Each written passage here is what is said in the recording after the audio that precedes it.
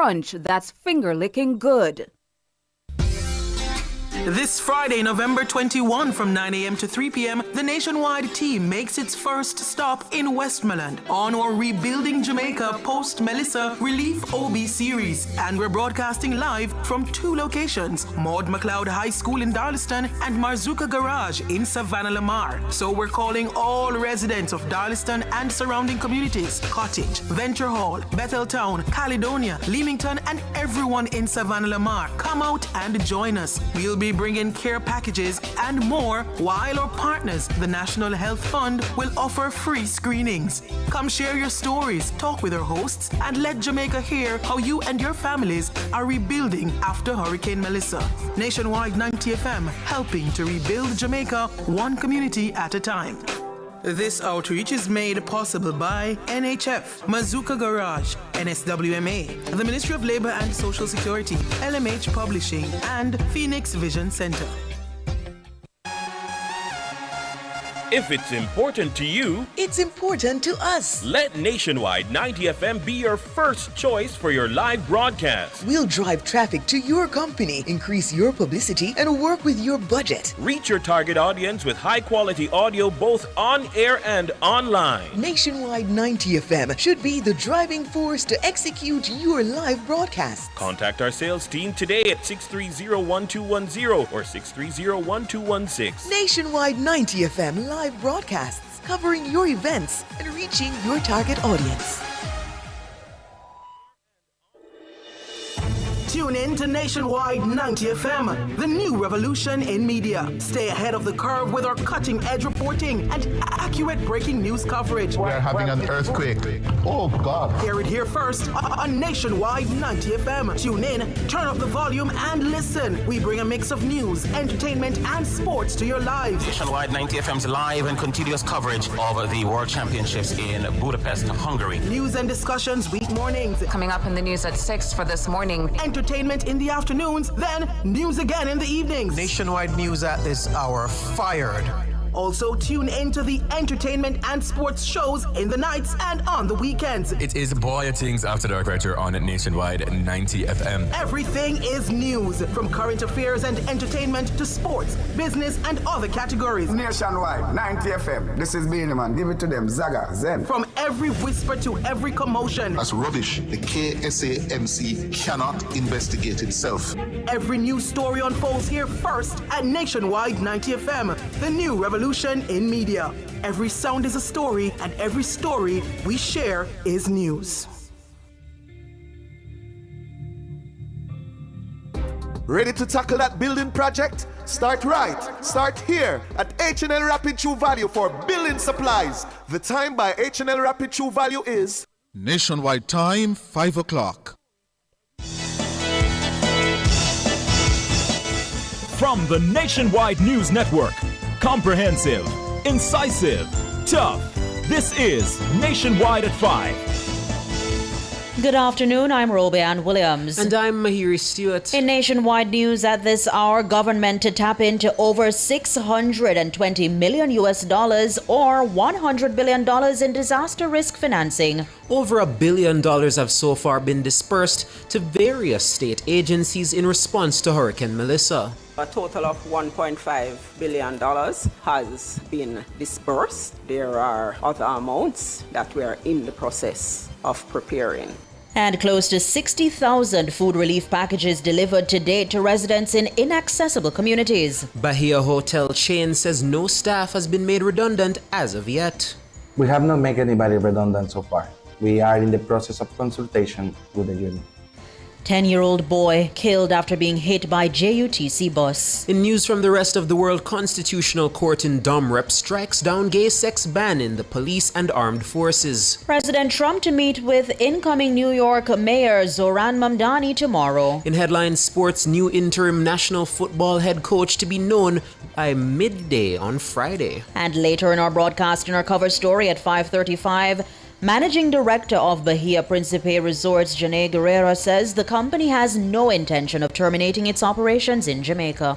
indefinitely means that we don't have a reopening time. We are not leaving Jamaica. We are one of the companies that has plans to continue investing in Jamaica. We trust the Jamaican tourist sector.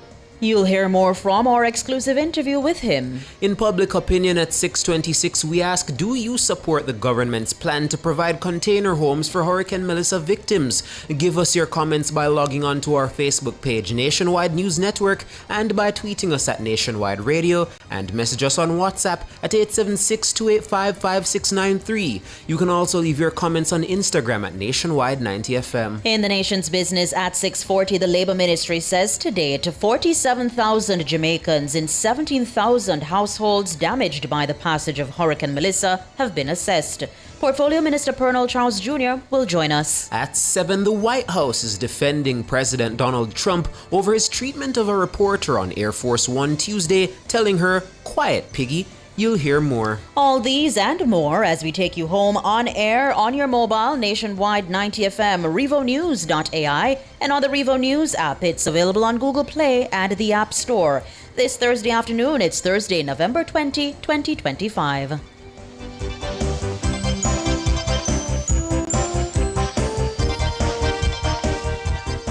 The hour is brought to you by the new Doritos Zinger from KFC. The delicious combination of KFC's hot and spicy Zinger and Doritos. Also available in Barbecue Zinger, limited time only.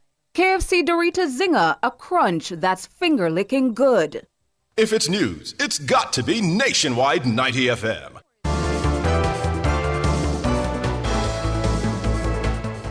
Now to the details. The government is to tap in just over $620 million or $100 billion from its various contingency funds to respond to the immediate needs for Hurricane Melissa. Financial Secretary Darlene Morrison gave the update at Wednesday's meeting of Parliament's Public Administration and Appropriations Committee, PAAC.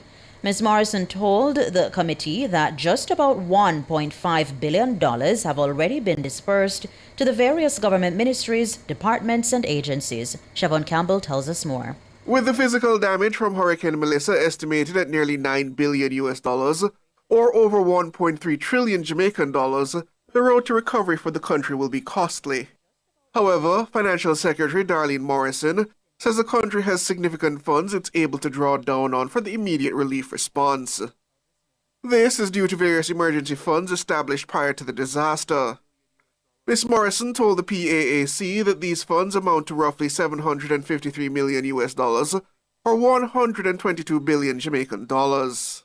What we had in place in terms of disaster risk financing would have been the contingencies fund with $5.3 billion, the National Natural Disaster Reserve Fund with $1 billion. We had policies with the Caribbean Catastrophe Risk Insurance Facility for tropical cyclone. The amount would have insured is a $14.8 billion. Excess rainfall, $6 billion. Earthquake, $17.6 billion. For the IDB Credit Contingent Facility, $46.2 billion. The World Bank Catastrophe Bond, $24.3 billion. And for the World Bank CAT DDO, $6.8 billion. However, Ms. Morrison says the expected payout from the policies is $622 million, or just over 100 billion Jamaican dollars. She says some of the policies have already been paid out, while the government awaits dispersal of others. Ms. Morrison says that's not the end of the potential drawdowns. The government can access approximately $500 million from the International Monetary Fund's Rapid Financing Instrument. The Financial Secretary says to date the government has dispersed roughly $1.5 billion from the Consolidated Fund to the various state agencies in response to Hurricane Melissa. So a total of $1.5 billion has been disbursed. There are other amounts that we are in the process of preparing. In terms of the 1.5 disbursed, there was a $350 million approval for withdrawal from the National Disaster Fund. That would have been ODPEM. There is $189 million from the Constituency Development Fund for MPs too, and $57 million for councillors to the Ministry of Local Government. There is also $1 billion that has been disbursed to the Ministry of Health and Wellness. Meanwhile, Ms. Morrison says the ministry will have a clearer understanding as to the total cost of the devastation sometime in December when the third supplementary estimates are tabled. The recovery is going to take place over more than 1 year, and so we would need a better idea of what it looks like across the years.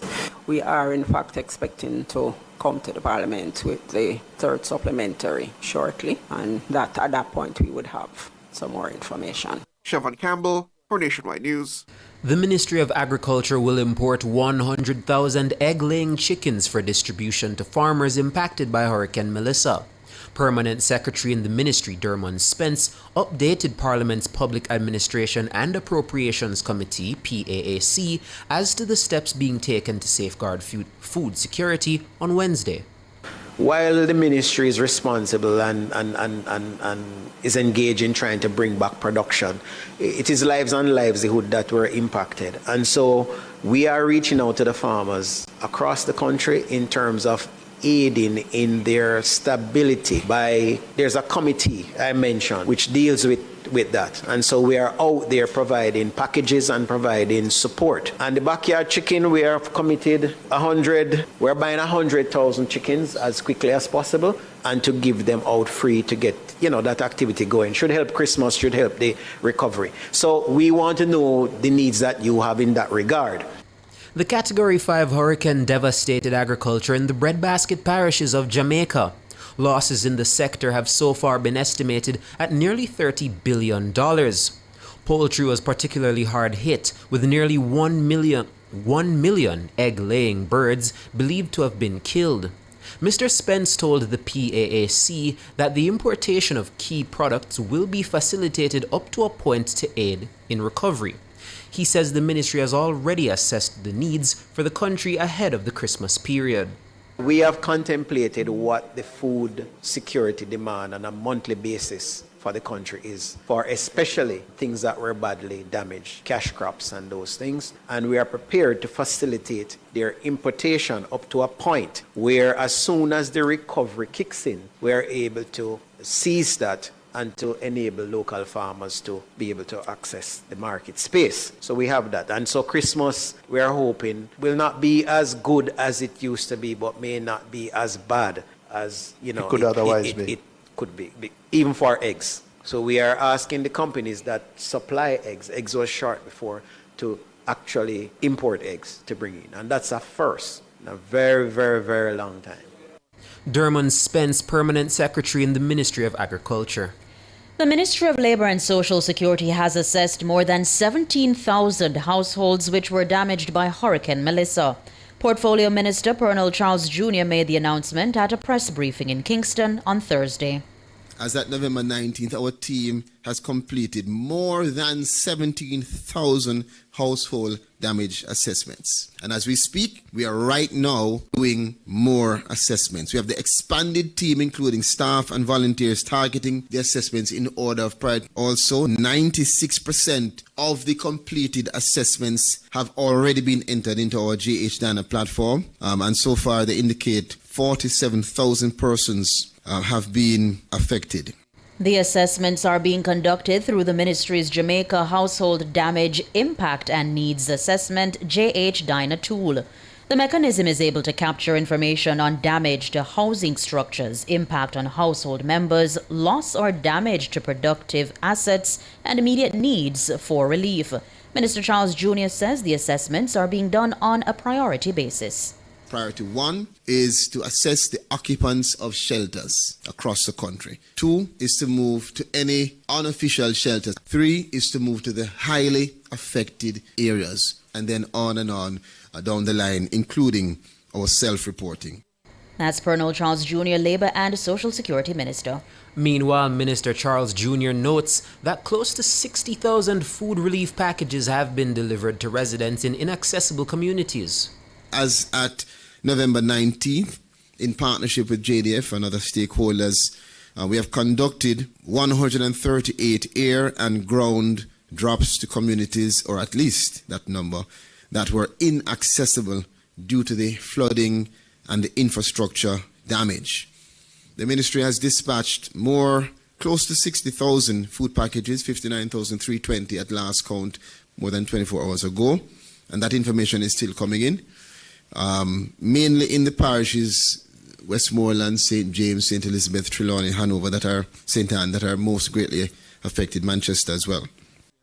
The packages include protein sources, canned vegetables, staple foods, and powdered milk. Also on this list are essential items such as hygiene kits, tarpaulins, mattresses, cleaning supplies, water, tabletop stoves, and solar lanterns. The ministry says these packages are guided by an on-the-ground needs assessments. Minister Charles Jr. adds that thousands of packages have been informally distributed. I want to note that this figure does not account for the entirety of all packages that have been dispatched. We have thousands more of packages that have been delivered, but perhaps not within the remit of our strict account in terms of the formalities. And let me also indicate that when we do our airdrops, the packages, for instance, that come from World Food Programme are usually packages that account for feeding of a family of 3 for 1 week.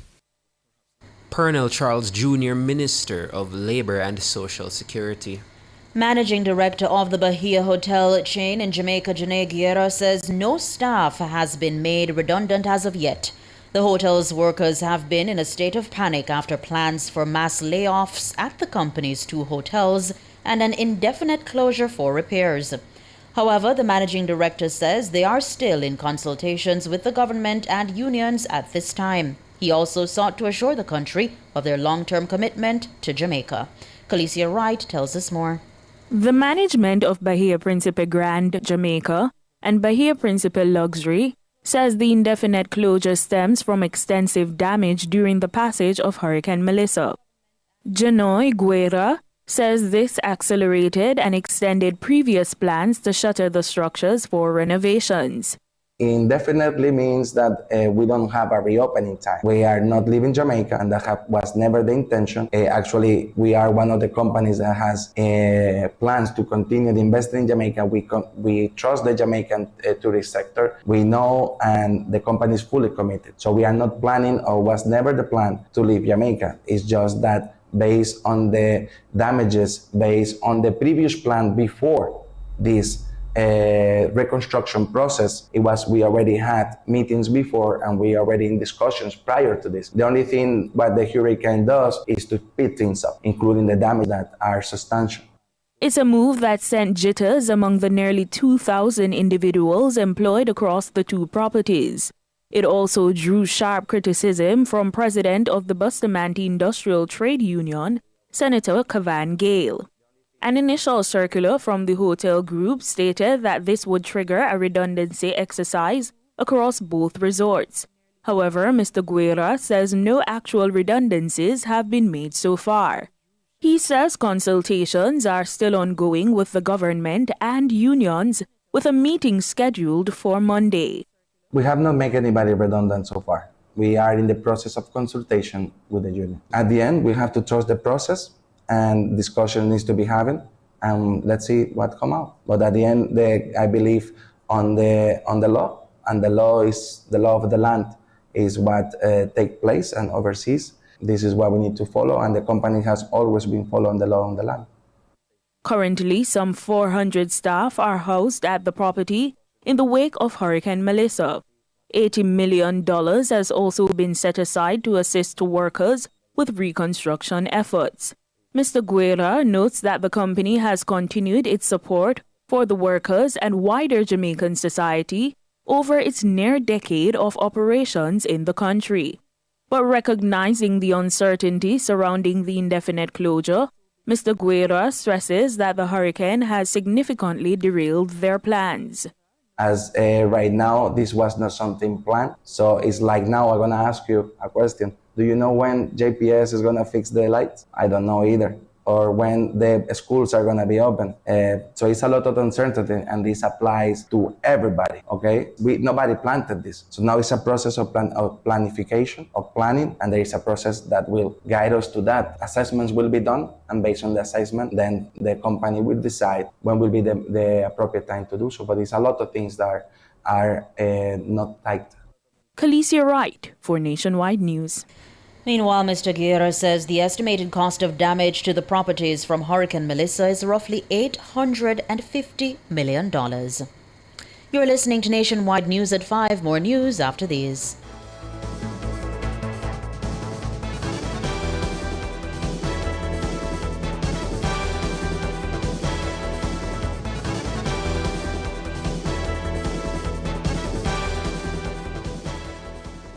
See twice the style for less at IQ Optical. Buy one pair of glasses and get your second and third pair half price. Don't miss out. Call 876-929-7732 or visit IQ Optical today, where clarity never looked sharper. The time by IQ Optical is 5:17. Termites, rodents, or birds infesting your home or office? Call Rentokil Initial, the pest expert, at 876-926-4236 for a free pest assessment island-wide. The temperature brought to you by Rentokil Initial is... It's 30 degrees Celsius in Kingston, 28 in Montego Bay. SCL Jamaica Limited is having a big blowout sale. Up to 70% off on Milwaukee tools. From power drills to saws, their top-notch Milwaukee tools will handle any project with ease. Hurry to SCL Jamaica Limited at Block L, Sagicor Industrial Center, 7 Norman Road, or call 876-938-1397 for more details. Sale runs November 10 to 28. Terms and conditions apply. Milwaukee, nothing but heavy duty.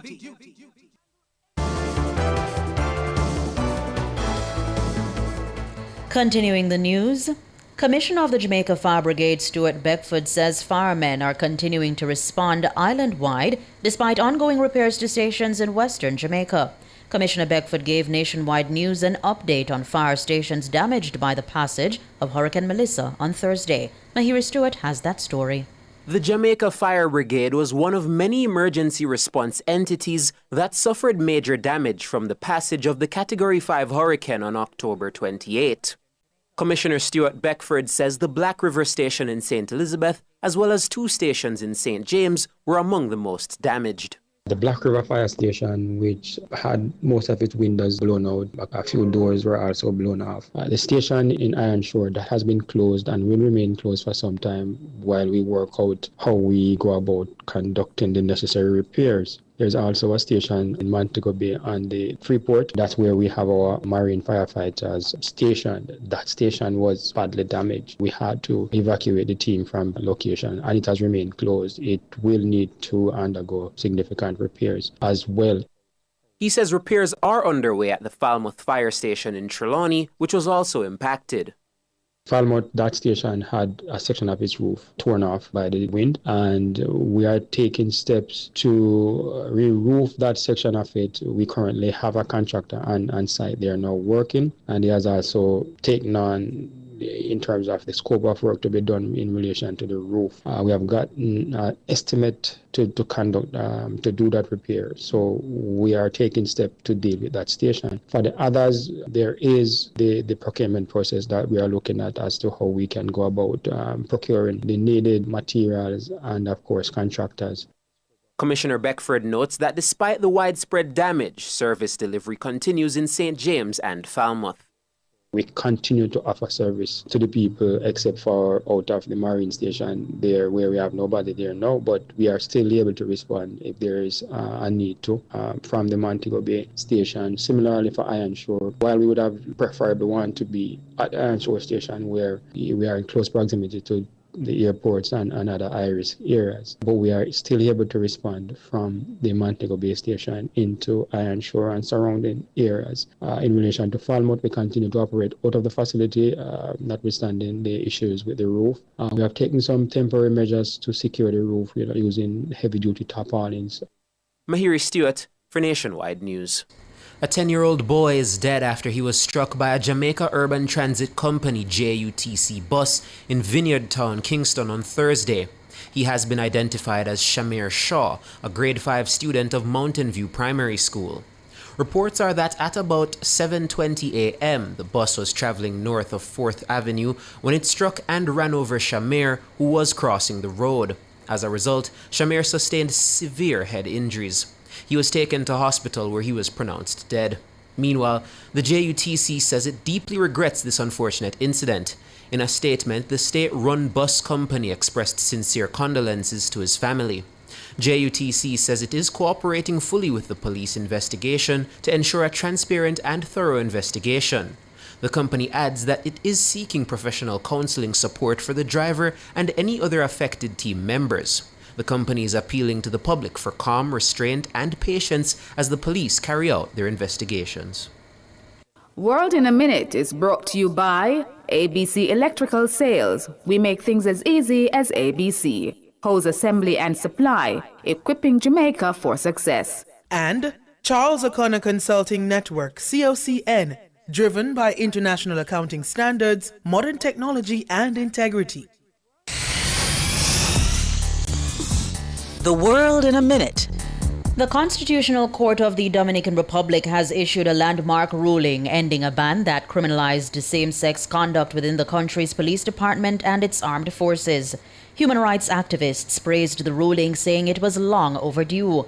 One human rights activist said the ruling does not mean police officers or soldiers would be allowed to engage in romantic relationships at work.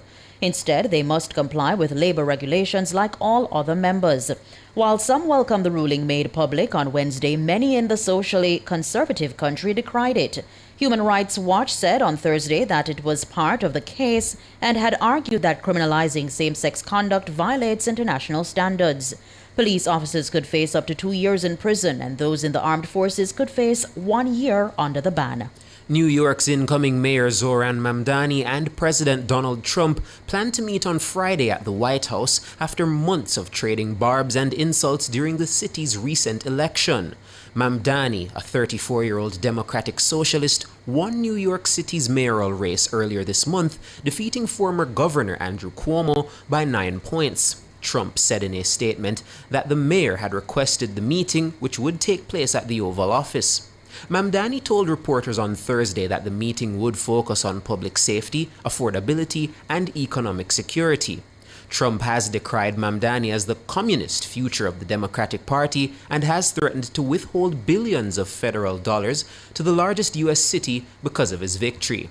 In the weeks leading up to Mamdani's election, Trump frequently portrayed the mayor-elect as an extremist who practically hasn't worked a day in his life.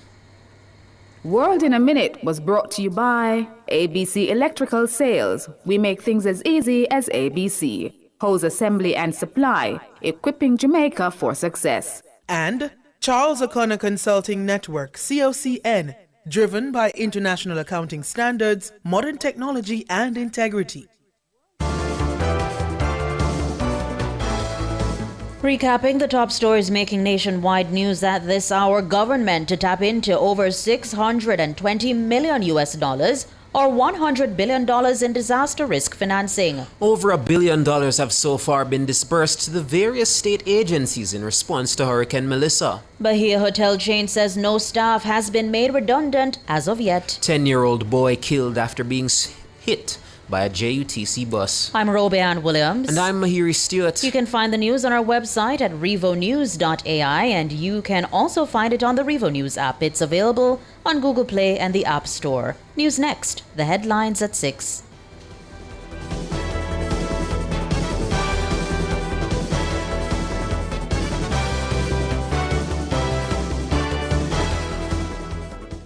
The hour was brought to you by the new Doritos Zinger from KFC. The delicious combination of KFC's hot and spicy Zinger and Doritos.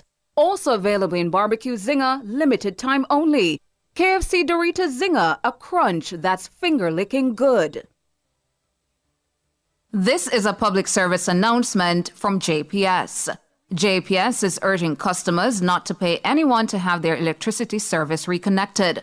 Customers are reminded that unauthorized reconnections can be extremely dangerous and can result in serious injury, electrocution, or damage to property. This practice is unethical, illegal, and could delay restoration efforts. If anyone claiming to represent JPS requests payment for reconnection services, report it immediately to the nearest police station or JPS. JPS thanks all customers for their patience as teams continue working to restore power safely and as quickly as possible. That was a public service announcement from JPS. Don't fall victim to deepfakes. Watch out. Protect yourself. What is the For on more my TV? information, visit broadcastingcommission.org or Here ya, scan baby. the QR code on screen. Deepfake.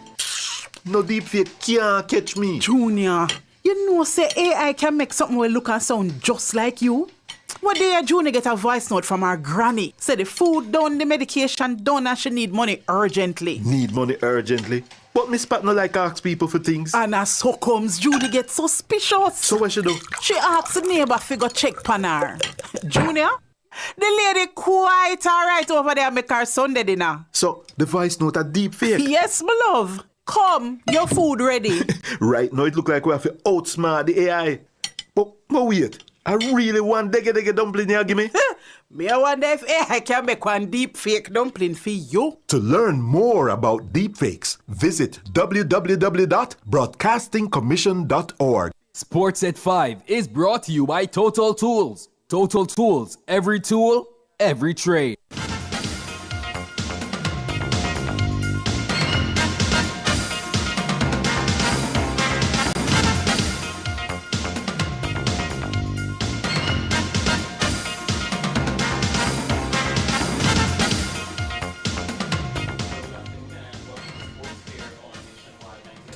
I'm Wayne Walker. By midday on Friday, the country should know who will be the interim coach of the Jamaica national senior men's football team. So says president of the JFF, Michael Ricketts. Ricketts told Nationwide Sports earlier on Thursday that the executive body of the JFF is meeting at 10 o'clock on Friday, that's 10 a.m., to discuss the way forward. And a key element of the meeting will be to decide on the next coach of the team, who will be appointed on an interim basis in the initial stages. It will be interim, but it could very well be long-term as well, depending on the results. Earlier, at the conclusion of this 10 a.m. meeting tomorrow, then we would hopefully have a consensus, and then we can make an announcement right after. We'll put forward some names, and we'll have a fulsome discussion, and then, like I say, once we come to a consensus, then certainly after that meeting, then we'll make an announcement. And I'm pretty certain that we'll get a consensus on the proposal that I do have in mind. And Rudolph Speed, who was technical advisor to the former coach Steve McLaren, is the man favoured to take on the interim role. In the meantime, Ricketts says Jamaica got a favourable semi-final draw at Thursday's Interconfederation draw in Zurich, Switzerland.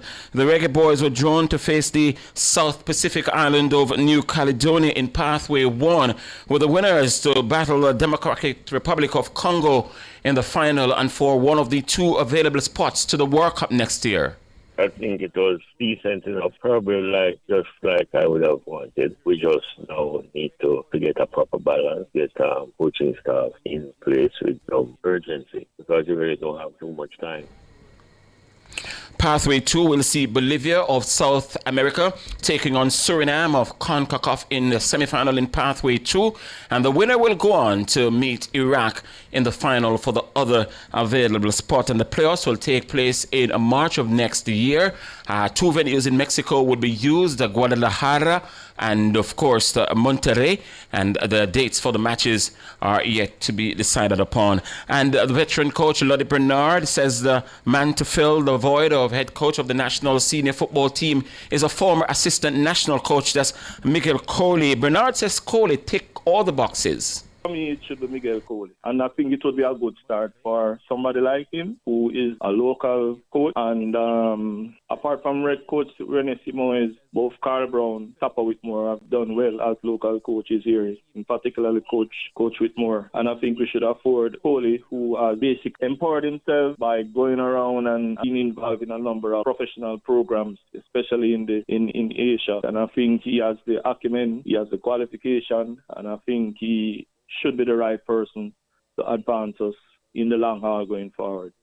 That's Ludlow Bernard. And finally in sports at the minute, after a total washout of the opening round on Wednesday, authorities are hoping for much better weather when the regional Super 50 cricket competition continues on Friday with a full schedule of games. The Jamaica Scorpions will feature in the late game on the day. They'll be taking on the host country Trinidad and Tobago Red Force. The game at the Brian Lara Stadium, and it's set to bowl off at 1 o'clock Jamaica time in the afternoon. And the winner of the Islands Volcanoes, they're meeting the Guyana Harpy Eagles at the Frank World Ground in St. Augustine, and the Leeward Islands Hurricanes will take on the Barbados Pride. The game to be played at the Queen's Park Oval, and the last two games will bowl off at 8 o'clock in the morning in Jamaica time. And that will do it for sport. We're going to be back though at 6:05 with much more.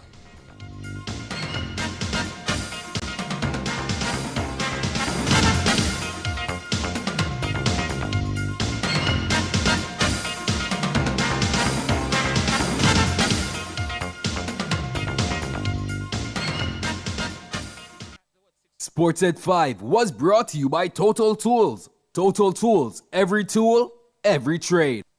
From Kingston to the world, from Montego Bay to new adventures, and from Ocherias to endless possibilities. Wherever you're headed, we will proudly take you there. Jamaica's Airport, your global gateway. The temperature brought to you by the Airports Authority of Jamaica is 30 degrees Celsius here in the nation's capital, Kingston. It's 28 in the western city, Montego Bay. Jamaica. Hurricane Melissa may have tested our strength, but it didn't take our spirit of solidarity, compassion, and resilience. With the support of local partners and the international community, the Ministry of Labour and Social Security is standing with every family, rebuilding lives. Our officers are on the ground assessing needs, offering relief. We are visiting every affected household in every community because caring for our people is what we do best together. For further information, call our Client Care Centre at 876-922-8013. Send us a WhatsApp message at 876-582-8972 or 876-849-8614, or email us at clientcare@mlss.gov.jm. The Ministry of Labour and Social Security, the People's Ministry, leaving no one behind. Doritos and KFC, cheesy, delicious, crunchy, new collaboration, run the country. Doritos Zinger, hot and spicy. Doritos nacho cheese chips, cheddar cheese sauce. We not leave it. KFC with the extra crunch. The new Doritos Zinger, I want for lunch.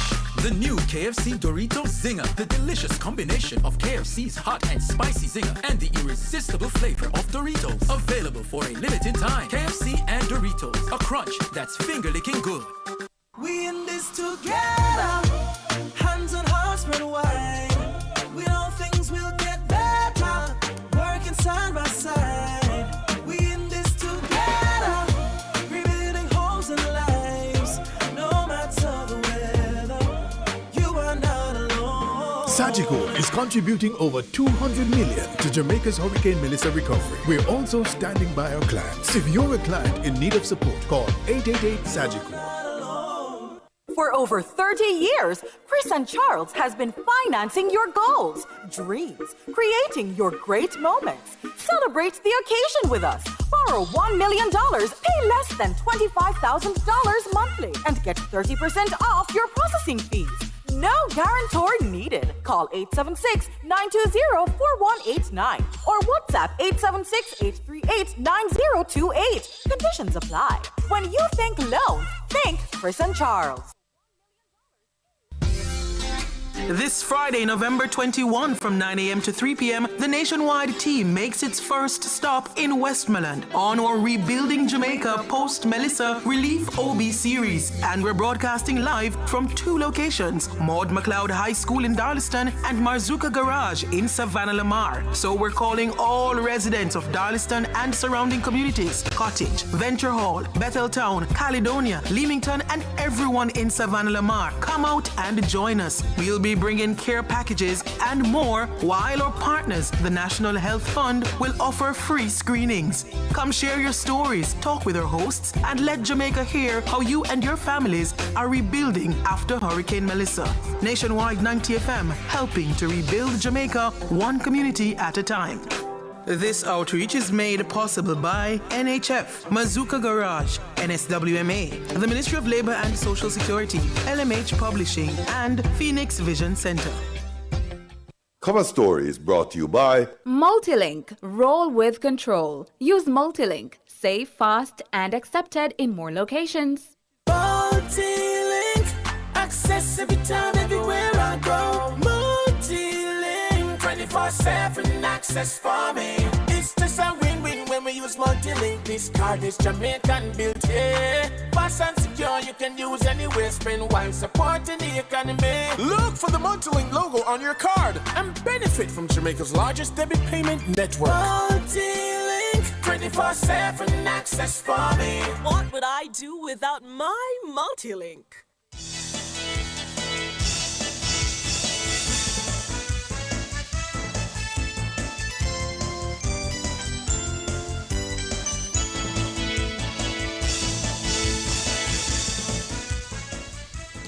Good afternoon, listeners and viewers. It's 5:37. Welcome. It is time for the Cover Story. I am Siobhan Campbell. Sanjay Lewis, good afternoon to you, Siobhan, and good afternoon to our listeners. And for our Cover Story this afternoon, we're going to talk a little bit about what's happening at Bahia Principe, because the managing director of Bahia Principe Hotels and Resorts, that's Janae Guerrera, says the company continues to offer accommodation to over 400 staff members and their families following the passage of Hurricane Melissa. He says the company has also allocated $80 million to assist staff members who were affected by hurricane in the recovery process. The resort group came under fire earlier this week after they announced that nearly 2,000 workers may be laid off indefinitely as the properties try to recover from the damage caused by Melissa.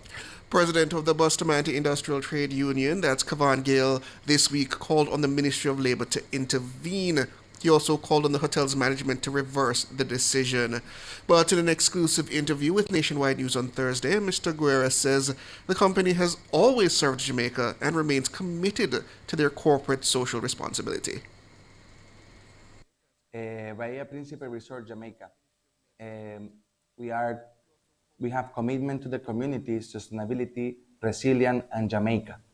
Bahia Principe was officially opened in 2007 and has built a robust corporate social responsibility program over the years. It supports activities in sports, education, health, and infrastructure development, among other areas. For its immediate internal team members, always first, and as well across several communities in the parish of Santan. The Resort Sustainability Program expands support to the Spanish Jamaica Foundation, as well as focus on natural conservation, notably in the areas of recycling, being one of the pioneers in environmental protection within the tourist sector. As a turtle nesting program, this initiative, among others, have earned the Bahia Principe Resort Jamaica certification from the prestigious Travelite entity.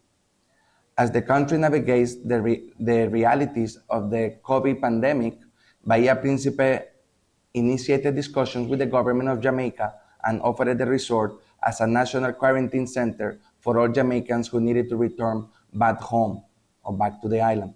Both of the luxury and the grand hotels with over 1,000 rooms were made available for this project. The resort further extended the facilities during the vaccination process to become the premier vaccination center for the parish of Santan. They added the process of returning to the tourist sector to full functionality and a relative short period. The resort itself was the first on the island to reopen in July 2020. The sustainability program pursued by the resort is sustained with adoption to the Hollery Primary School and Infant School in Salem, where gardening, painting, infrastructure work, as well as provision of the furniture. We've been half marks of the resort intervention the school team members has been from time to time being hosted at the hotel for welfare and wellness retreat and program. As the country navigates the horrific realities of the Hurricane Melissa, Bahia Principe sought to host approximately 900 persons of the staff and their family members at the resort in attempt to safeguard them, as the realities and the respective homes were significant concern. Following the passage of the hurricane, over 300 team members suffering various levels of impact of the damage from the system. As such, approximately $80 million Jamaicans were allocated and disbursed to the team members to assist in the recovery process. We kept them here in the hotel for approximately 2 weeks, even after the hurricane.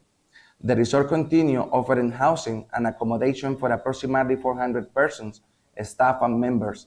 The family members will do such until they are able to transition to their respective homes.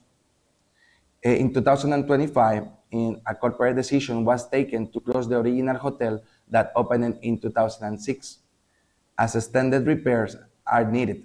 The second hotel, having opened in 2015, has to continue operating with partial renovation. However, Bahia Principe did not escape from the wraps of the Hurricane Melissa, which extends damage to both Bahia Principe Grand and Bahia Principe Luxury.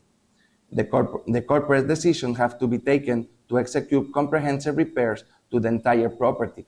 The original estimate for repairs of the Grand was approximately 12 months.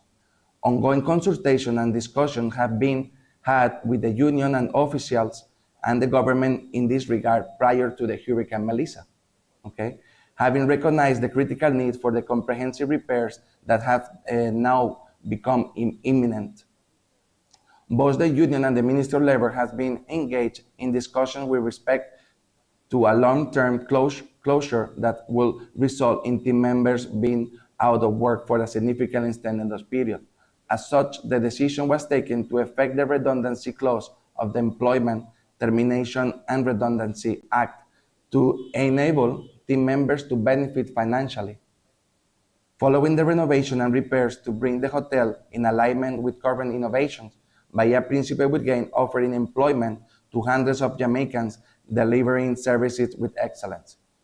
The Bahia Principe footprint in Jamaica is also slated to expand with an additional 300 rooms luxury villa product within the same Runaway Bay, Pier 3, Baton area de Santana. So we still continue with the plans of expansion that we had. Expect to increase the invest by Bahia Principe in Jamaica hotel sector within the next 3 years. Bahia Principe joins the Ministry of Tourism and Jamaica in trust to build out more resilient tourist product. As such, company commitments continue to be firm, not only with the repairs or refurbish of the existing resort, but also with the expansion program of the additional resort auctions in evidence of the 350 rooms concept with the building will reopen. We will reopen brighter, bigger, and better. That is Janae Guerra. He is the managing director for the Bahia Group here in Jamaica, suggesting that the company itself is not going anywhere and outlining the plans which have essentially led up to, or I should say the circumstances which have led up to the need to shutter the two properties there in St. Anne in order to facilitate repairs and renovation. We'll have more from Mr. Guerra in that exclusive interview after this break.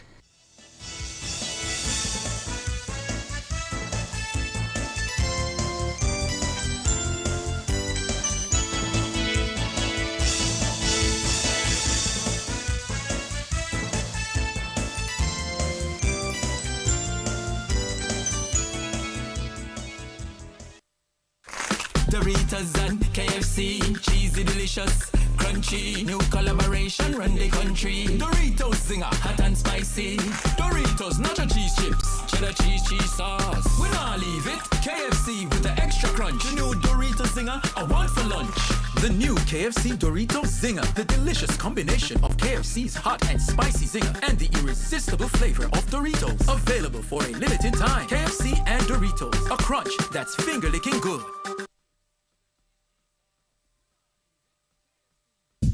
Are you ready to turn your sales and marketing skills into high earnings? Nationwide 90FM is searching for business development executives to help us grow our business and build lasting client relationships. If you have experience across all stages of the sales cycle and possess strong communication, negotiation, and time management skills with a proven sales track record, this opportunity is perfect for you. Join our team and work with the top corporate brands, media agencies, and of course, our on-air personalities. Enjoy networking opportunities, professional growth, and competitive commissions. Ready to take the next step? Send your resume to hr@nationwidenewsnetwork.com today.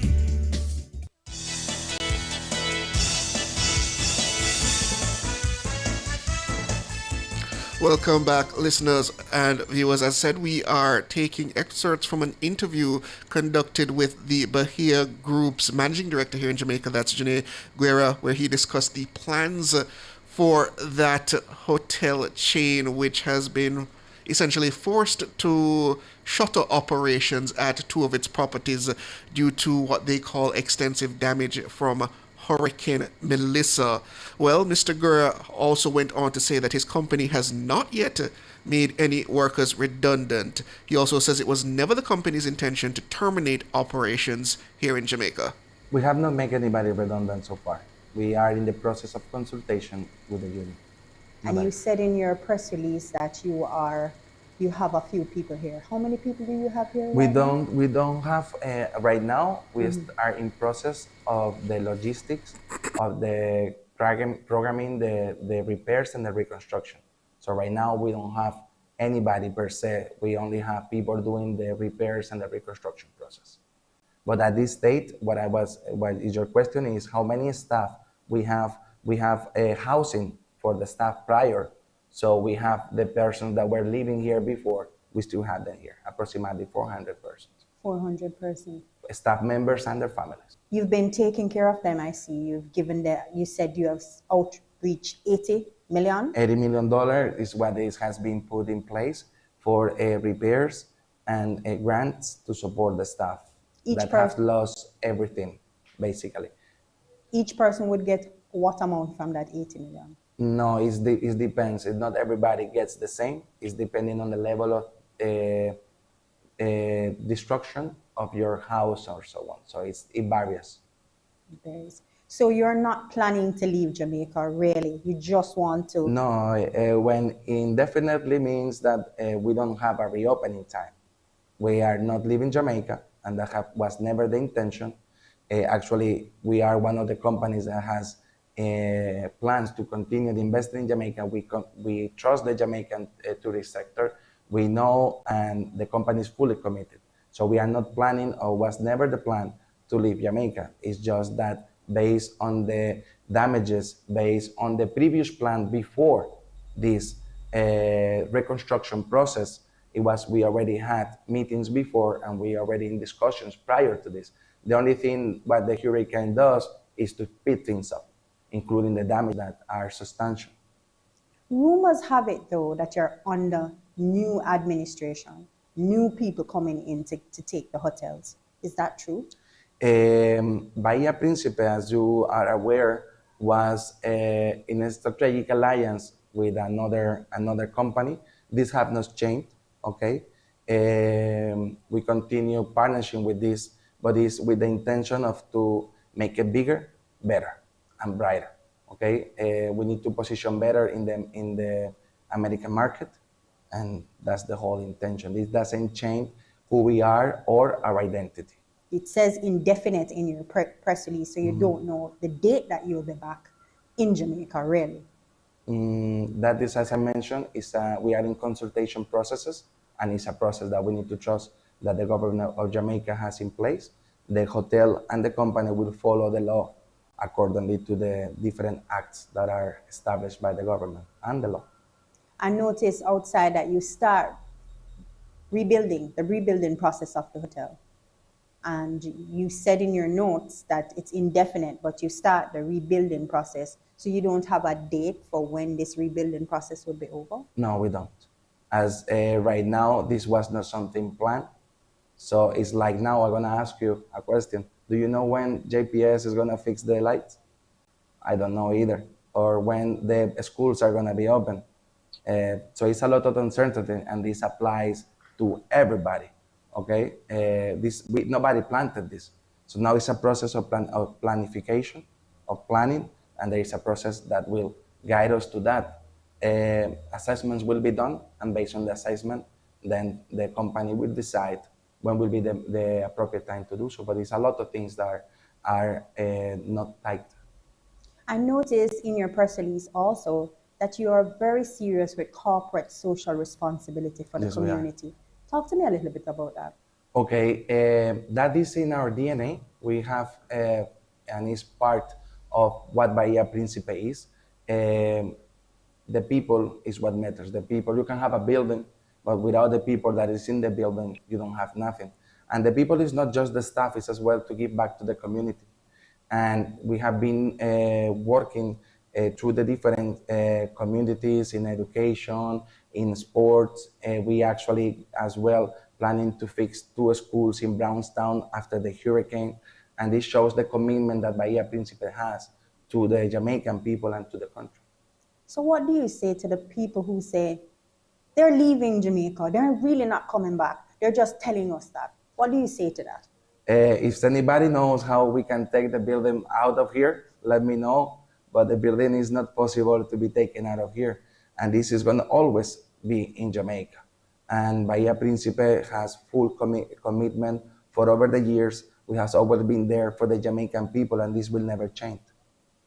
Okay. So on Monday, you're supposed to meet with governments and yourself to meet with the BITU, correct? Correct. What's your hope to come out of that meeting? At the end, we have to trust the process, and discussion needs to be having, and let's see what come out. But at the end, I believe on the law, and the law is the law of the land is what takes place and oversees, and yeah, this is what we need to follow, and the company has always been following the law on the land. That's go ahead, Sanjay. Siobhan, I just wanted to comment on 2 things that he indicated in that video, because yes, we do not know when JPS will bring back the light because we are not the owners of JPS. However, in this instance, as the hotel owners, they would know when, based on a projection from their contractors, when the repair work would be completed. So I don't see it impossible to get a timeline as to when the hotel will be back in operation, as other hotels have done, where they indicated that, look, we need time, we're going to repair, and we'll be back by June of next year or winter of next year. But to say they don't know, you must have an idea when you get that report from your contractor. Also, yes, we understand that you can't take the building out of the country, but you can certainly sell the property. Yeah? That's true. I mean, that still leaves a certain level of uncertainty as to when the hotel, if it will reopen. And the matter of him suggesting that there will be no redundancy, well, he says there are no redundancies as of yet. I don't think anybody is of the opinion that the workers will not be made redundant at this point, because I think that's just a semantics at best, as it could be put, because I don't imagine that the Ministry of Labour will be able to tell a property that is set to have its doors shuttered that it's unable to send its workers off on redundancy, which is why he's saying that they'll follow the law as it is done. So I don't know why bother making that claim at all. He says there's no redundancies as of yet, but I think at the end of the day, we understand that those workers will most likely be made redundant. As much as they intended to cushion that blow, that is commendable, I suppose, but I don't think answering the question in such a way was reasonable, at least not in my opinion, because I don't think anyone is of any delusion that the workers at a hotel property, not earning any revenue, closed for, as he put it, an indefinite period of time, will somehow be kept on. I just don't know how that is a realistic expectation, but we have to report as he provided the information, and that was how the information was provided. So he says no redundancies have been made as of yet.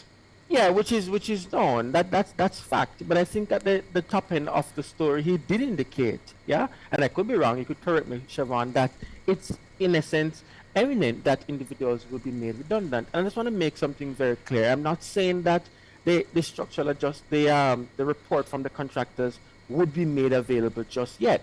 But to say that they will close indefinitely, that for me is something that you can get the information from the contractors once it's made available. So it's better to say that, look, we will give you a better timeline once the contractors have completed their assessment as to when we will reopen. That's what I'm expecting from you.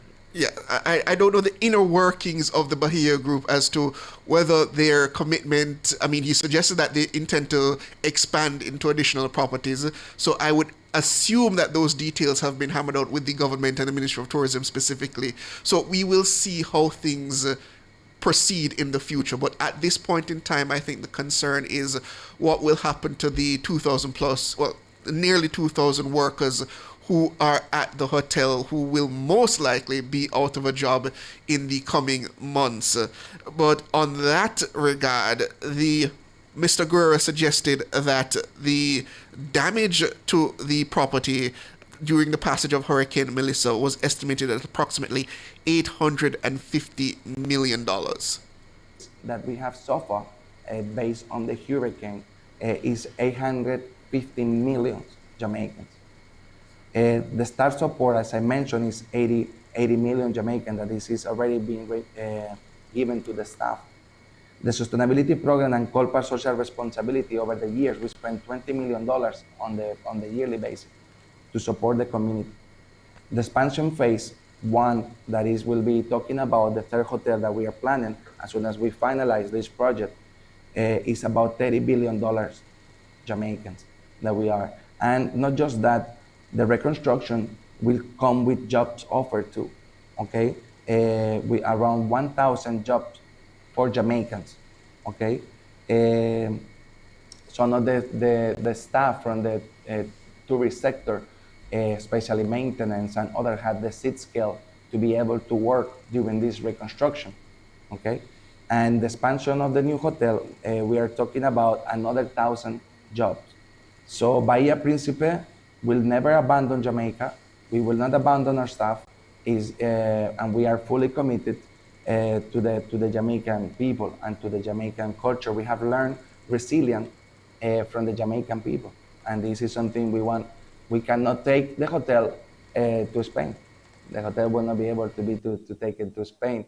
So we will reopen, and we will do rehire, and we will go to the market, and we will reemploy everybody that based on the market opportunities that will come out. Well, you heard there from Mr. Guerra. I mean, if you have to rehire or re-employ individuals, that would suggest that people are losing their jobs. Would it not, Sanjay? Or am I misconstruing that statement there? Say what it is, Siobhan. That's exactly what it is. It's all semantics, but let us face it. Let us face the reality. People have to be made redundant. And yes, and that's just reality. And let it not be mistaken, listeners, that I don't think the Bahia Group will be the only, not necessarily in the tourism industry, the only company that will have to make individuals redundant.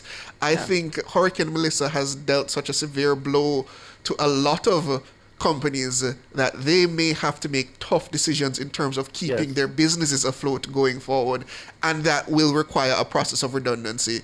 And as I said, kudos to Bahia for at least putting forward a package in order to keep the employers tidied over until they can find employment elsewhere, because sometimes a lot of companies don't necessarily do that. So at least in that regard, there exists that chance that these employers will have something to hold them over until they can find future employment.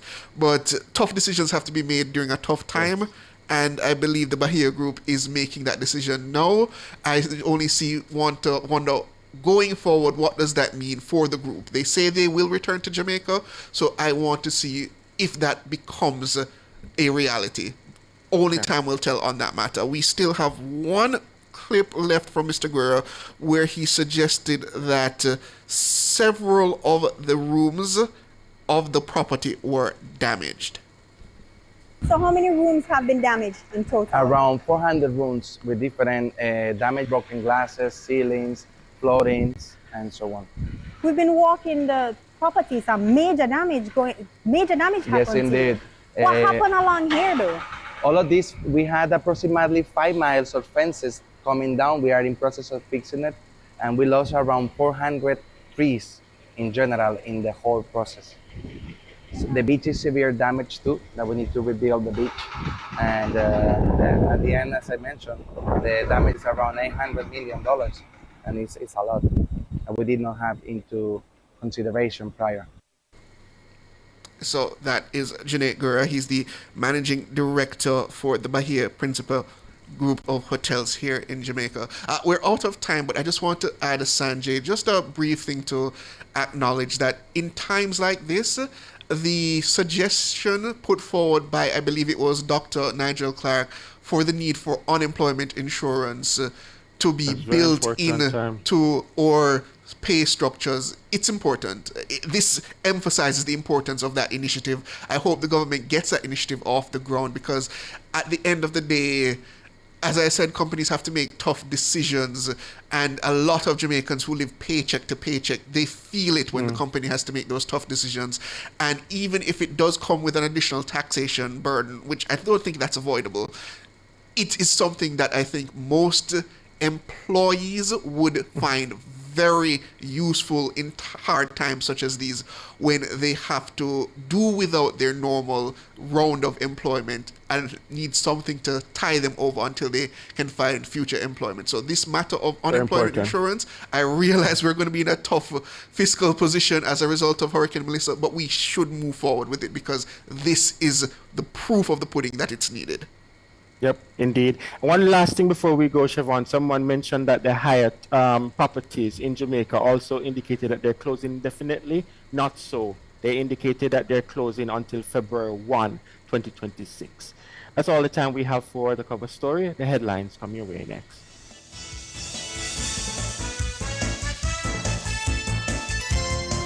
Cover story was brought to you by Multilink. Roll with control. Use Multilink. Safe, fast, and accepted in more locations.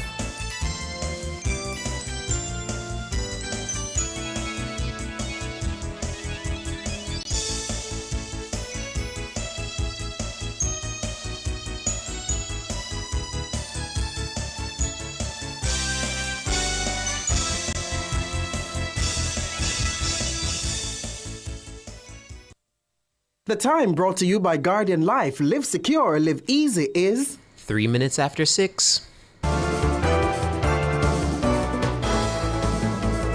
Nationwide headlines at 6.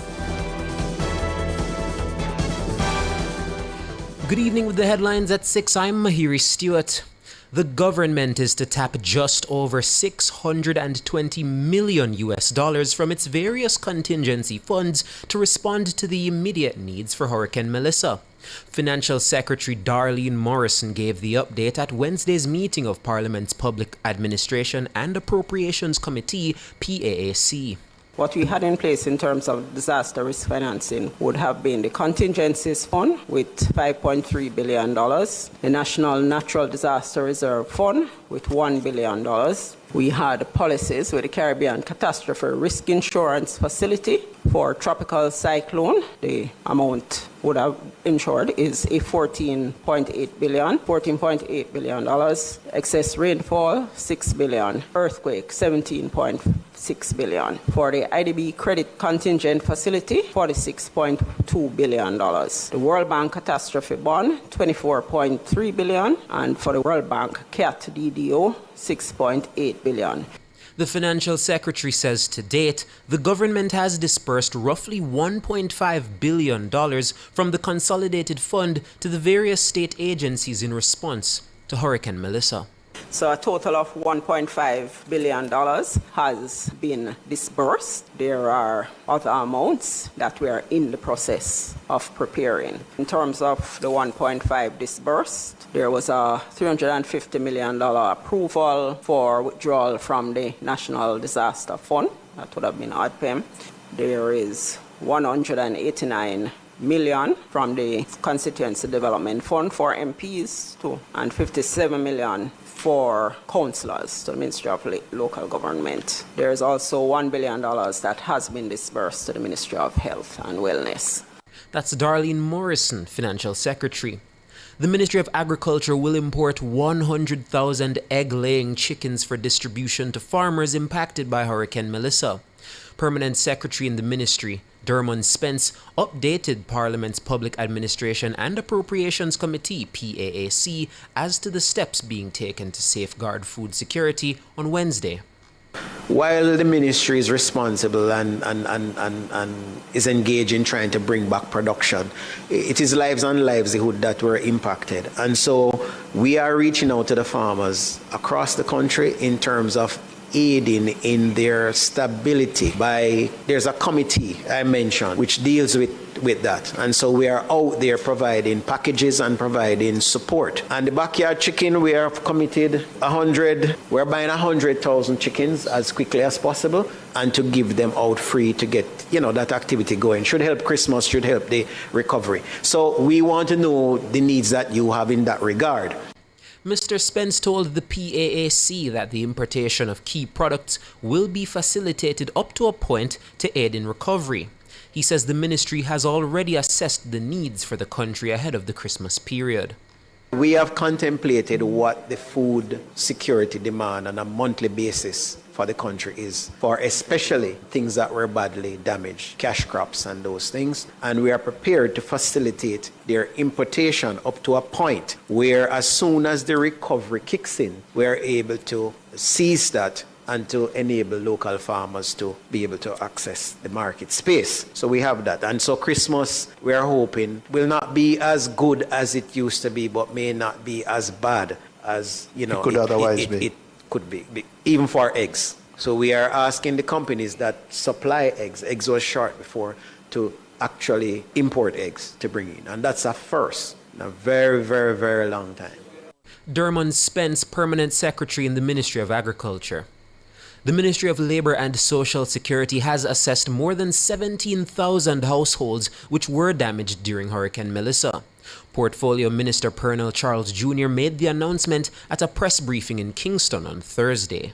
As at November 19th, our team has completed more than 17,000 household damage assessments. And as we speak, we are right now doing more assessments. We have the expanded team, including staff and volunteers, targeting the assessments in order of priority. Also, 96% of the completed assessments have already been entered into our JH Dana platform. And so far, they indicate 47,000 persons have been affected. Pernell Charles Jr., Labour and Social Security Minister. The assessments are being conducted through the ministry's Jamaica Household Damage, Impact and Needs Assessment JH Dina tool. The mechanism is able to capture information on damage to housing structures, impact on household members, loss or damage to productive assets, and immediate needs for relief. Managing Director of the Bahia hotel chain in Jamaica, Janae Guerra, says no staff has been made redundant as of yet. The hotel's workers have been in a state of panic after plans for mass layoffs at the company's 2 hotels and an indefinite closure for repairs. The management of Bahia Principe Grand Jamaica and Bahia Principe Luxury says the indefinite closure stems from the extensive damage during the passage of Hurricane Melissa. Mr. Guerra says this accelerated and extended previous plans to shutter the structures for renovations. Indefinitely means that we don't have a reopening time. We are not leaving Jamaica, and that was never the intention. Actually, we are one of the companies that has plans to continue to invest in Jamaica. We trust the Jamaican tourist sector. We know, and the company is fully committed. So we are not planning, or was never the plan, to leave Jamaica. It's just that based on the damages, based on the previous plan before this reconstruction process, we already had meetings before, and we already in discussions prior to this. The only thing what the hurricane does is to speed things up, including the damage that are substantial. It's a move that sent jitters among the nearly 2,000 individuals employed across the 2 properties. Mr. Guerra says no actual redundancies have been made so far. He says consultations are still ongoing with the government and unions, with a meeting scheduled for Monday. We have not made anybody redundant so far. We are in the process of consultation with the union. At the end, we have to trust the process, and discussion needs to be having, and let's see what comes out. But at the end, I believe on the law, and the law of the land is what takes place and oversees. This is what we need to follow, and the company has always been following the law on the land. Janae Guerra, managing director of the Bahia hotel chain in Jamaica. A 10-year-old boy is dead after he was struck by a Jamaica Urban Transit Company JUTC bus in Vineyard Town, Kingston on Thursday. He has been identified as Shamir Shaw, a grade 5 student of Mountain View Primary School. Reports are that at about 7:20 a.m., the bus was traveling north of 4th Avenue when it struck and ran over Shamir, who was crossing the road. As a result, Shamir sustained severe head injuries. He was taken to hospital where he was pronounced dead. Meanwhile, the JUTC says it deeply regrets this unfortunate incident.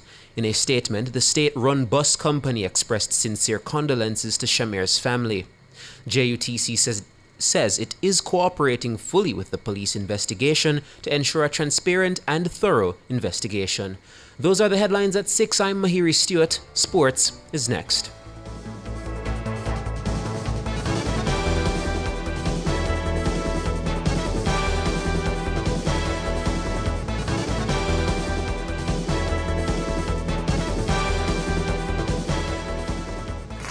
Doritos and KFC, cheesy delicious, crunchy, new collaboration run the country. Doritos Zinger, hot and spicy. Doritos nacho cheese chips, cheddar cheese sauce. We not leave it, KFC with the extra crunch. The new Doritos Zinger, I want for lunch. The new KFC Doritos Zinger, the delicious combination of KFC's hot and spicy zinger and the irresistible flavor of Doritos. Available for a limited time. KFC and Doritos, a crunch that's finger-licking good. This is a public service announcement from JPS. JPS is urging customers not to pay anyone to have their electricity service reconnected. Customers are reminded that unauthorized reconnections can be extremely dangerous and can result in serious injury, electrocution, or damage to property. This practice is unethical, illegal, and could delay restoration efforts. If anyone claiming to represent JPS requests payment for reconnection services, report it immediately to the nearest police station or JPS. JPS thanks all customers for their patience as teams continue working to restore power safely and as quickly as possible. That was a public service announcement from JPS.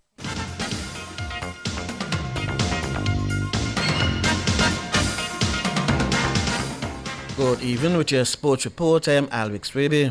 We kick things off with some football as by midday on Friday, the country should know who will be the interim coach of the Jamaica National Senior Men's Football Team. That from President of the Jamaica Football Federation, Michael Ricketts. Ricketts told Nationwide Sports on Thursday that the executive body of the JFF will meet at 10 a.m. on Friday to discuss the way forward, and a key element of that meeting will be to decide on the next coach of the team, who will be appointed on an interim basis in the initial stages.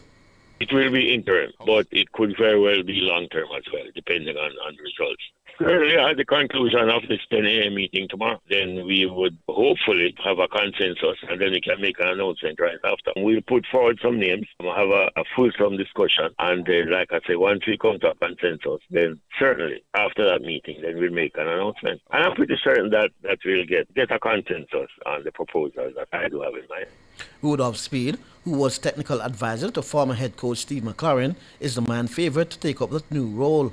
Meanwhile, Ricketts says Jamaica got a favourable semi-final opponent at Thursday's Interconfederation draw in Zurich, Switzerland.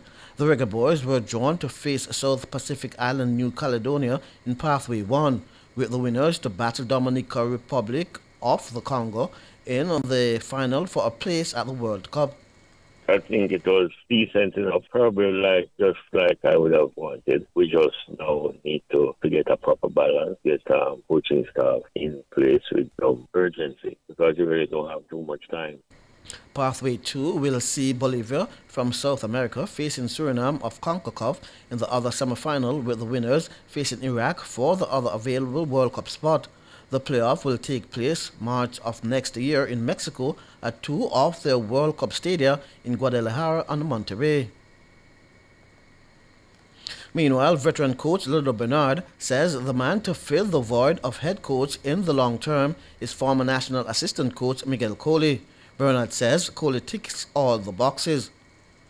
For me, it should be Miguel Coley. And I think it would be a good start for somebody like him, who is a local coach. And apart from Red Coach Rene Simoes, both Carl Brown, Tapper Whitmore have done well as local coaches here, in particular Coach Whitmore. And I think we should afford Coley, who has basically empowered himself by going around and being involved in a number of professional programs, especially in Asia. And I think he has the acumen, he has the qualification, and I think he should be the right person to advance us in the long haul going forward. Bernard. Now to cricket. As reported a month ago by Nationwide Sports, Jamaican pacer Ajay Shields has been included in the West Indies 15-man squad for the 3-test series against New Zealand. The squad, which was released on Thursday, also features the return of another of the region's top pacers. The tour marks the regional side's final international assignment of 2025 and forms part of the 2025-2027 ICC World Test Championship. With frontline fast bowlers Shamar Joseph and Alzara Joseph sidelined due to ongoing rehabilitation from injuries suffered earlier this year, CWI has turned to experienced and emerging talent to reinforce its pace attack. Veteran seamer Kemar Roach has been recalled to the test setup, while 23-year-old quick Ajay Shields has earned his maiden international call-up. Both Roach and Shields were part of an intensive 2-week high-performance camp in Antigua, where a group of selected players underwent technical and physical preparation tailored to the seamer-friendly conditions expected in New Zealand. In the middle order, Kevin Hodge returns to the test squad, rewarded for his proven ability against pace bowling. Meanwhile, left-arm spinner Kiri Pihir has been omitted, with selectors anticipating minimal impact for spin across the 3 venues. The West Indies will be led by Roston Chase, with Jamel Warrican serving as vice-captain. The other members of the squad are Alec Athanase, John Campbell, Tajnarayan Chandapal, Justin Greaves, Shea Hope, Tevin Imlak, Brandon King, John Lane, Anderson Phillip, and Jaden Seals. The first test bowls off on December 1 in Christchurch as the West Indies look to begin their new World Test Championship cycle with a strong away performance. Now, Shea Hope is the first player to score hundreds against all 11 other full member nations in international cricket, following his unbeaten 109 against New Zealand in the second ODI at Napier on Wednesday. Hope has also scored ODI hundreds against Netherlands and Nepal, in addition to the 11 test-playing nations, which makes him the first player to score hundreds against 13 different teams in international cricket. He went past Mahela Jayawardene and Chris Gale, who have scored centuries against 12 opponents. It's always good to try to give the team the best chance of giving himself a different chance of winning the game. But again, I always look at it from within, always look internally. If there's more that can be done, I always look for myself. So yeah, it was just about trying to put pressure on them, not allowing those bowlers to settle, especially in these conditions here. If they get on top of you, then it could be very hard work, especially going on to the back of the innings. But I just felt as though I needed to put some impetus into the innings to give ourselves the best chance of defending the score. Shea Hope. Now, after a total washout of the opening round on Wednesday, authorities are hoping for much better weather when the regional Super 50 cricket competition continues on Friday with a full schedule. The Jamaica Scorpions will feature in the day's late game. They face host Trinidad and Tobago Red Force at the Brian Lara Stadium starting at 1 p.m. Jamaica time. The Windward Islands Volcanoes are meeting the Guyana Harpy Eagles at Sir Frank Worrell Ground in St. Augustine, and the Leeward Islands Hurricanes against Barbados Pride at Queen's Park Oval in the games set to bowl off at 8 a.m. Jamaica time. And finally, in track and field, the organizing committee of the Wesley Powell Benjamin's track and field meet has announced a major show of support for teams from Western Jamaica impacted by the passing of Hurricane Melissa. Speaking at the meet's official launch on Wednesday, competition director David Riley confirmed that the affected teams will be hosted at the December 13 event. According to Riley, the initiative is part of efforts to assist in the recovery of athletes whose training and communities were disrupted by the storm. We are actually reaching out to teams out in Western Jamaica, and we do have a special arrangement for teams that have been affected.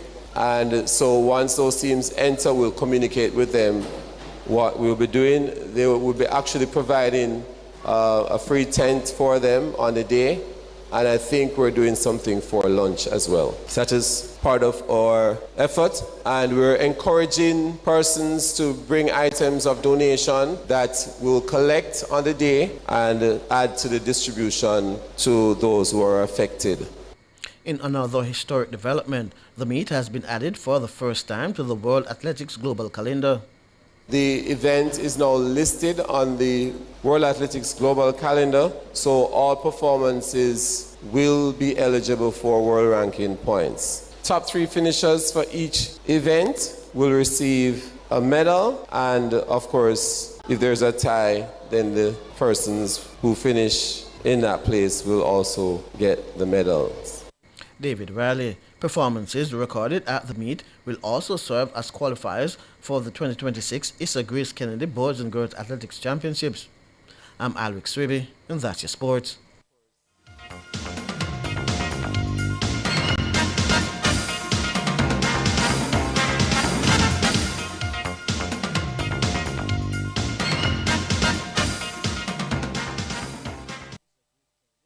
For all your scales and food processing equipment, call Advanced Scales and Equipment Limited at 876-968-9612-5. The time by Advanced Scales and Equipment Limited is 6:22. Outperform, outlast. With top performance. Jackama. Reliable, full stop, not comma. We have the expertise for drilling and demolition. We have the power tools for plumbers and electrician. Fancy select tools, 3 parts and 3 repairs. 3 parts, 3 repairs. 2 to 3 years.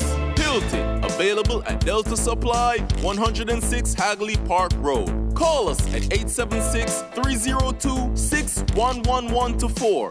Delta Supply, we service what we sell. Multi-link, access every time, everywhere I go. Multi-link, 24/7 access for me. It's just a win-win when we use multi-link. This card is Jamaican built, yeah. Fast and secure, you can use anywhere. Spend while supporting the economy. Look for the multi-link logo on your card and benefit from Jamaica's largest debit payment network. Multi-link, 24/7 access for me. What would I do without my multi-link? Are you ready to turn your sales and marketing skills into high earnings? Nationwide 90 FM is searching for business development executives to help us grow our business and build lasting client relationships. If you have experience across all stages of the sales cycle and possess strong communication, negotiation, and time management skills with a proven sales track record, this opportunity is perfect for you. Join our team and work with the top corporate brands, media agencies, and of course, our on-air personalities. Enjoy networking opportunities, professional growth, and competitive commissions. Ready to take the next step? Send your resume to hr@nationwidenewsnetwork.com today. Public Opinion is brought to you by Cleasing Industrial Supplies Limited, Industrial Automation and Control Solutions.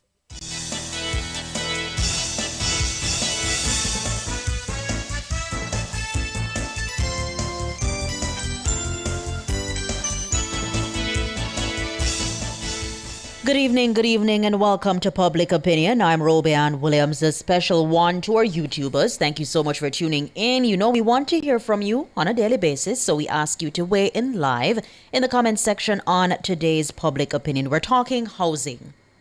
Hurricane Melissa damaged 156,000 dwellings across the parishes of St. Elizabeth, Westmoreland, Manchester, St. James, Trelawney, and Hanover. Now, 24,000 of those houses were totally destroyed. The government says it will assist thousands of Jamaicans in rebuilding their homes. Prime Minister Dr. Andrew Holness, he made the announcement during a media briefing on Wednesday.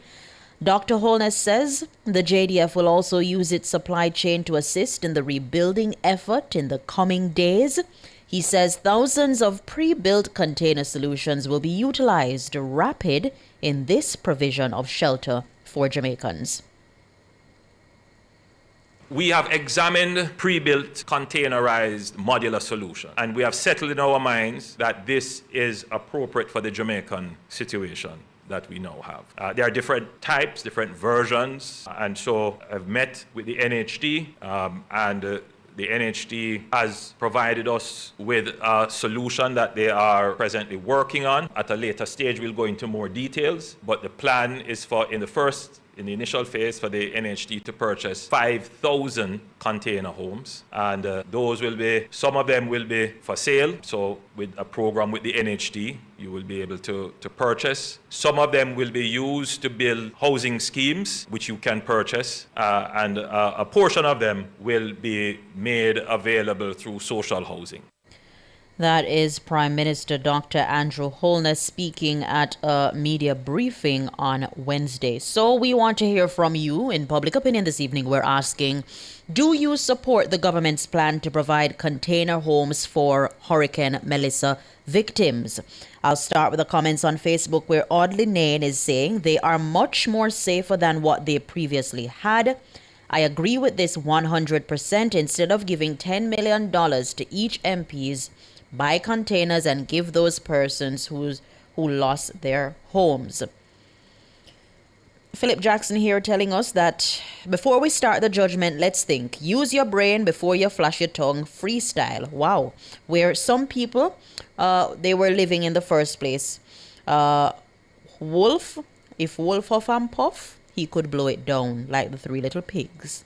This is a good start, Philip Jackson says, and he says that he sees a lot here in the state. So you're saying you've been seeing a lot of container homes in the States. Okay. Nicola Nicholson is saying that anything that is better than their current situation is acceptable. George Elliott is saying absolutely. Those along with prefabricated houses will provide the quickest way out of this catastrophe. The Chinese should be busy setting up prefab factory right now. Carlington Bartley is saying black people will never know themselves until they're back against the wall. It shouldn't take a disaster for us to realize the benefits of a proper structure, not just simply having a roof over your head. But I want to tell you is what is affordable at times. Yeah? Kevin O'Neill is saying he said that he will sell it to them, not provide them for free. He says some will be made available, and then he said that some will be for sale. That's what he said, Kevin. All right, so Isaac Morrison is saying far better than the board houses. However, I was told move some, so they have to find ways and means to trap them down in the earth. Okay. Clifton is saying yes, because when Andrew suggested the idea many moons ago, Dayton objected, but he sees the wisdom of Andrew vision after Melissa. Prince Wellington is saying, yeah man, them get enough money, and if one politician can make sure his girlfriend gets, okay. Prince Wellington making some accusations there. Anthony Shakes is saying yes, it's much stronger than board. Georgina Brightson is saying 100% good move. Romario is agreeing and is in support of the government's plan to provide container homes for Hurricane Melissa victims. Fabian Smith says yes, it is better. Robert Ranger say I want one right now. I want to say at one point in my life, Robert Ranger, I was considering it, because to hold the housing market stay at this point in time, you have to keep your options open. Yeah. I've seen some very, very nice 2-bedroom container homes and 3-bedroom. Yeah. And Rosemary Murdoch is saying yes, without a doubt. She's in support for the container homes. So too is Natalie Winter. If you're just joining us, we're inside the court of public opinion. We're asking you, members of the public, do you support the government's plan to provide container homes for Hurricane Melissa victims? On our Instagram platform, Prudence is saying, yes, it's a welcome move, a request for clarity, though, with distribution to avoid assumptions from the public and accountability for the government. That's a request coming from Prudence. Leighton Levy is saying, yes, but only for the worst case. Government should not be responsible for private property. And if you were listening earlier, I did say that Hurricane Melissa damaged 156,000 dwellings across the parishes of St. Elizabeth, Westmoreland, Manchester, St. James, Trelawney, and Hanover. And get this, 24,000 of those houses were totally destroyed. Then you can imagine spending your lifetime to build what you had. thinking that, oh, this is generational wealth. This is something that's going to be for your children and your children, children and their children, children. And then in a one day, if you see it wipe off of the face of the earth, it's very traumatic. I recall seeing a man living in a car, a makeshift home. Yeah? Let's get to the comments on our YouTube platform. Are you in support of the government's plan to provide container homes for Hurricane Melissa victims? Let me see. McHugh is saying yes, but the effectiveness depends on implementation details, safety standards, and whether it's part of a broader recovery strategy. According to Sonia Campbell is saying it's much better than what they had before Melissa. Dre views, if it's better than board houses, why not go for the container houses? Yeah? Novlet is saying, so all those who didn't have house, are they going to get house? Just asking. Well, I guess the logistics of it all, Novlet, will hear shortly. 5,000 container homes being looked at. Yeah? Let me see if I can get in some more. She's saying some of them didn't have house anyway. Respectfully, she's saying. Okay. Let me see. Sounds like a decent plan, and as long as they are secured, they anchor them. Yeah, securely anchored. Dreview saying on the brighter side, you don't have to worry about your roof. Fly like spaceship. It makes sense. Josephine is agreeing with the PM. She says, I was living in a container house overseas and you couldn't tell it is a container. Yeah. I am winning right now is saying to us, as long as I have a comfy bed, my good. No fancy structure for me. Red Maple, yes, I agree about the container homes, but concerned about the sustenance due to rust from the Caribbean Sea. Okay, Calvin is saying it is much better. Grace Price here agreeing 100%. Aishan Khan, old age pensions gone. The poor, the middleman, and the Tapanaris all got licked. It proved that none of us is better than anybody. You know, some people of going like them can make patty. Okay, Barbara Ellington is saying they are not new in Jamaica. Custos Edith Chin has has a company that makes them for donation called Little But Talawa Homes. Yes, Barbara, I've been seeing a lot more container houses, you know.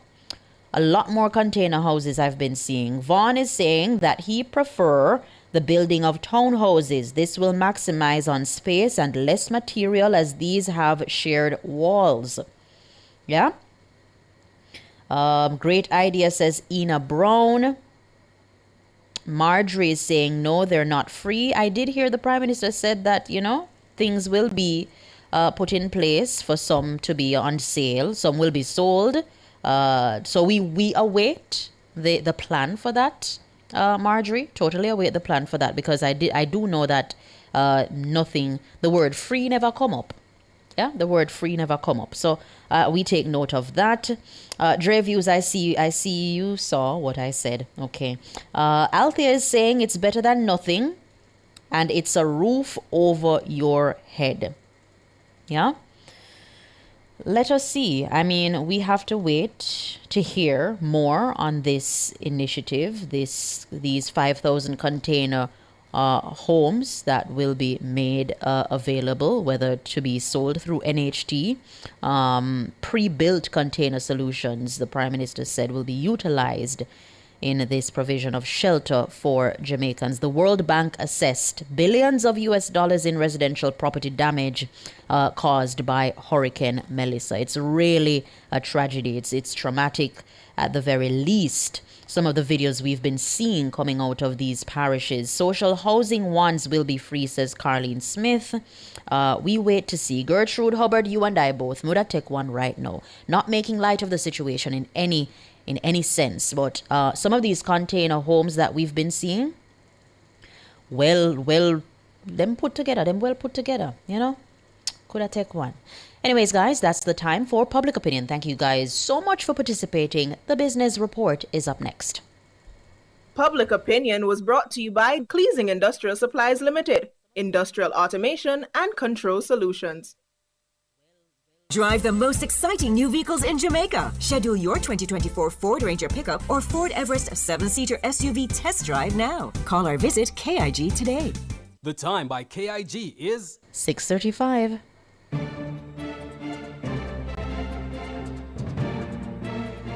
Hello, good evening, and welcome to Nationwide's Business Report. I'm Robian Williams. The first official data in weeks on the U.S. job market is out, and it showed a surprising pickup in hiring after a lackluster summer. Employers added 119,000 jobs in September, more than double what many analysts had expected, but the unemployment rate ticked up from 4.3% to 4.4%. That's according to the Labor Department figures. The U.S. government shutdown, which ended last week after more than a month, had delayed publication of the figures for nearly 7 weeks, leaving policymakers guessing about the state of the job market at a delicate moment. Job growth has barely budged since April, raising pressure on the central bank to cut interest rates to support the economy. In the currency markets at the close of trading today, it cost 160 Jamaican dollars and 80 cents to buy $1 US, 210 Jamaican dollars and 50 cents to buy $1 British pound, and 114 Jamaican dollars and 17 cents to buy the Canadian dollar. That's the Business Report. I'm Robian Williams. Good evening.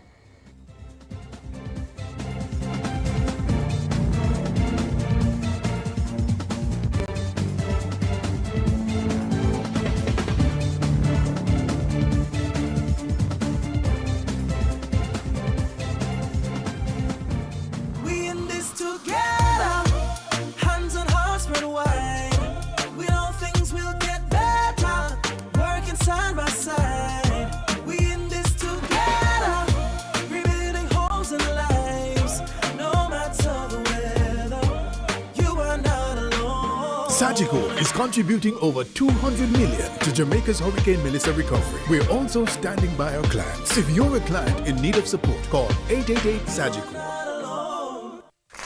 Doritos and KFC, cheesy delicious, crunchy, new collaboration run the country. Doritos Zinger, hot and spicy. Doritos nacho cheese chips, cheddar cheese sauce. We not leave it, KFC with the extra crunch. The new Doritos Zinger, I want for lunch. The new KFC Doritos Zinger, the delicious combination of KFC's hot and spicy zinger and the irresistible flavor of Doritos. Available for a limited time. KFC and Doritos, a crunch that's finger-licking good.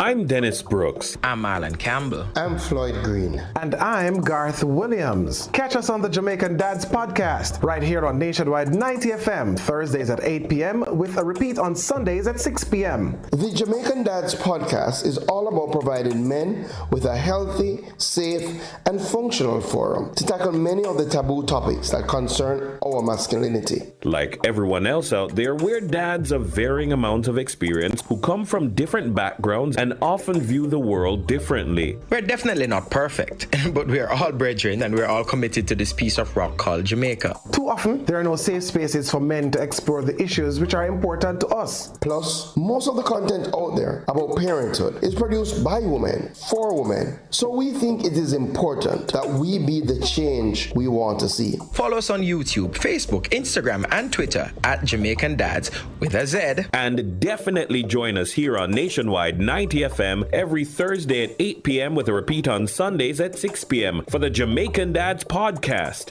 It's a revolution in media. This Friday, November 21 from 9 a.m. to 3 p.m., the Nationwide team makes its first stop in Westmoreland on our Rebuilding Jamaica Post-Melissa Relief OB series. And we're broadcasting live from 2 locations, Maud McLeod High School in Darlaston and Marzuka Garage in Savannah Lamar. So we're calling all residents of Darlaston and surrounding communities, Cottage, Venture Hall, Betheltown, Caledonia, Leamington, and everyone in Savannah Lamar. Come out and join us. We'll be bringing care packages and more, while our partners, the National Health Fund, will offer free screenings. Come share your stories, talk with our hosts, and let Jamaica hear how you and your families are rebuilding after Hurricane Melissa. Nationwide 90 FM, helping to rebuild Jamaica one community at a time.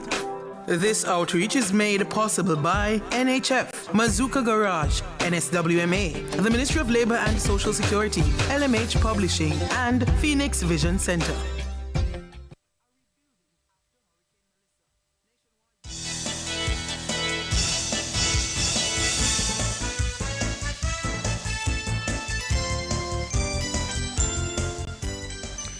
Good evening, rather, listeners. Welcome back. It is 6:40, and it's time for the nation's business. I'm Siobhan Campbell.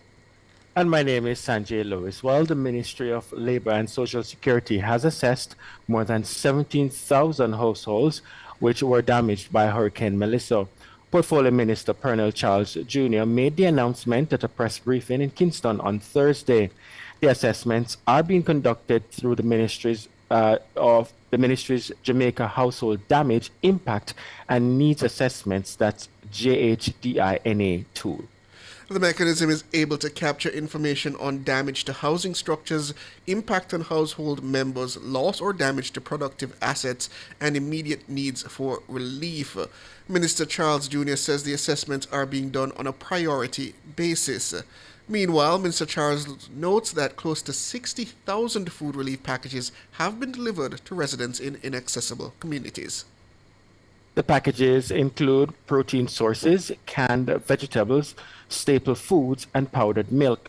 Also on the list are essential items such as hygiene kits, tarpaulins, mattresses, cleaning supplies, water, tabletop stoves, and solar lanterns. The ministry says these packages are guided by underground needs assessment. Minister Charles Jr. adds that thousands of packages have been informally distributed, and he joins us now. Good evening, Minister. Evening to you both, gentlemen, and evening to your listeners. Good Wonderful. evening, Minister. It's good to hear from you.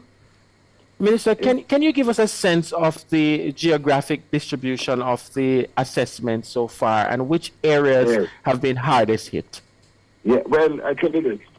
Of course, as you can understand, we would have started out where we could access. And so in the beginning, right after disaster, our parish offices would have ventured out, particularly in the places that were not as impacted, because those are the areas where we could access. Now, as soon as we had an opportunity when the roads were being cleared, we started to shift our priority to the areas most greatly affected, the St. Elizabeth, the St. James, Westmoreland, Hanover, St. Anne, Trelawney, parts of Manchester, parts of Clarendon. And we have expanded our team of assessors as well as the team of persons collaborating with JDF who are distributing relief. So for those who are listening, there are two major things that we're doing. Number one is providing relief, which is bringing the food package, bringing the mattress, bringing the solar lantern, bringing the water to you at your doorstep, whether it is by ground or by air, whether it is a community or a place that is marooned. And the second thing that we're doing is the household damage assessment. And when we say household damage, we don't just mean the four walls and the roof. We mean the occupants of the household. Who are the persons in the house? What kind of productive capacity and assets have you lost? And all of those things to make sure that we can help you to restore. So we've expanded that by reaching across government, incorporating the SDC officers, incorporating even our liaison officers from Canada have come down on their own bill to come and give support. And they have been trained. JDF officers have been trained, many persons in government, to expand the amount of persons who we have on the ground. And based on the instructions of our Prime Minister, and you can see it as being sensible, we have now prioritized assessing the persons who are in the shelters, because, of course, if you're in a shelter, it means that you have lost usually the entire home. And then we're trying to move as a second priority to those unofficial shelters, because there are still places like churches and schools, basic schools, that were not on our list as shelters, but they became shelters. And then we move to the highly affected areas, and we go down, and we've even incorporated now a self-reporting mechanism which will be launched on our website very soon. So a number of things being done to advance the process. All of this is to really help us to recover as quickly as we can. Could you give us more details on this JHDINA tool? How exactly is it incorporated in the assessment process? Yes. So the JHDINA is an important tool. The JHDINA is placed on a tablet or on a phone as an application, and when our assessors go out, they can use it almost as a scorecard. So it asks a number of relevant questions that allow for you to be able to make assessments of the challenges, the issues that the persons who you're assessing have had in terms of loss of their assets, and more importantly, because it is an electronic tool now and innovation is added, we can actually take pictures and have GPS location added to the entire output of the form, which gives us a massive advantage now in terms of having much more accurate and efficient upload, because it's uploaded automatically, of course. And when you would have had to deal with the subjective perspective of how I see the damage and how you see the damage, because we're now taking the pictures, that is something that can be reconciled easier than when we were doing it manually. So JH Dyno is also international in its standard. It's not just our tool, it's a tool that we use across government, and we've incorporated all of those other persons that are doing assessment to use that one tool. And we have to say thank you to the World Food Program. World Food Program is our international partner that took the time since Beryl over the last year to work with us to really upgrade our process and give us this tool as an effective tool to gather data and help us in our restoration. And are you seeing any early trends in terms of the types of damage households that are reporting across the affected parishes? This is, let me tell you, I read today on social media that Melissa presented to the world the most intense winds ever recorded on Earth. And the outcome of that is that you have significant, not just households, but communities that literally have total devastation, meaning multiple homes completely damaged. So we expect that, when we are finished, we'll have thousands of persons that require support, several homes that will have complete or will require and need complete restoration. But it's expected. I mean, if you walked through or drove through Black River or White House or Hanover Hills or St. James, it was almost like a horror movie the second day after.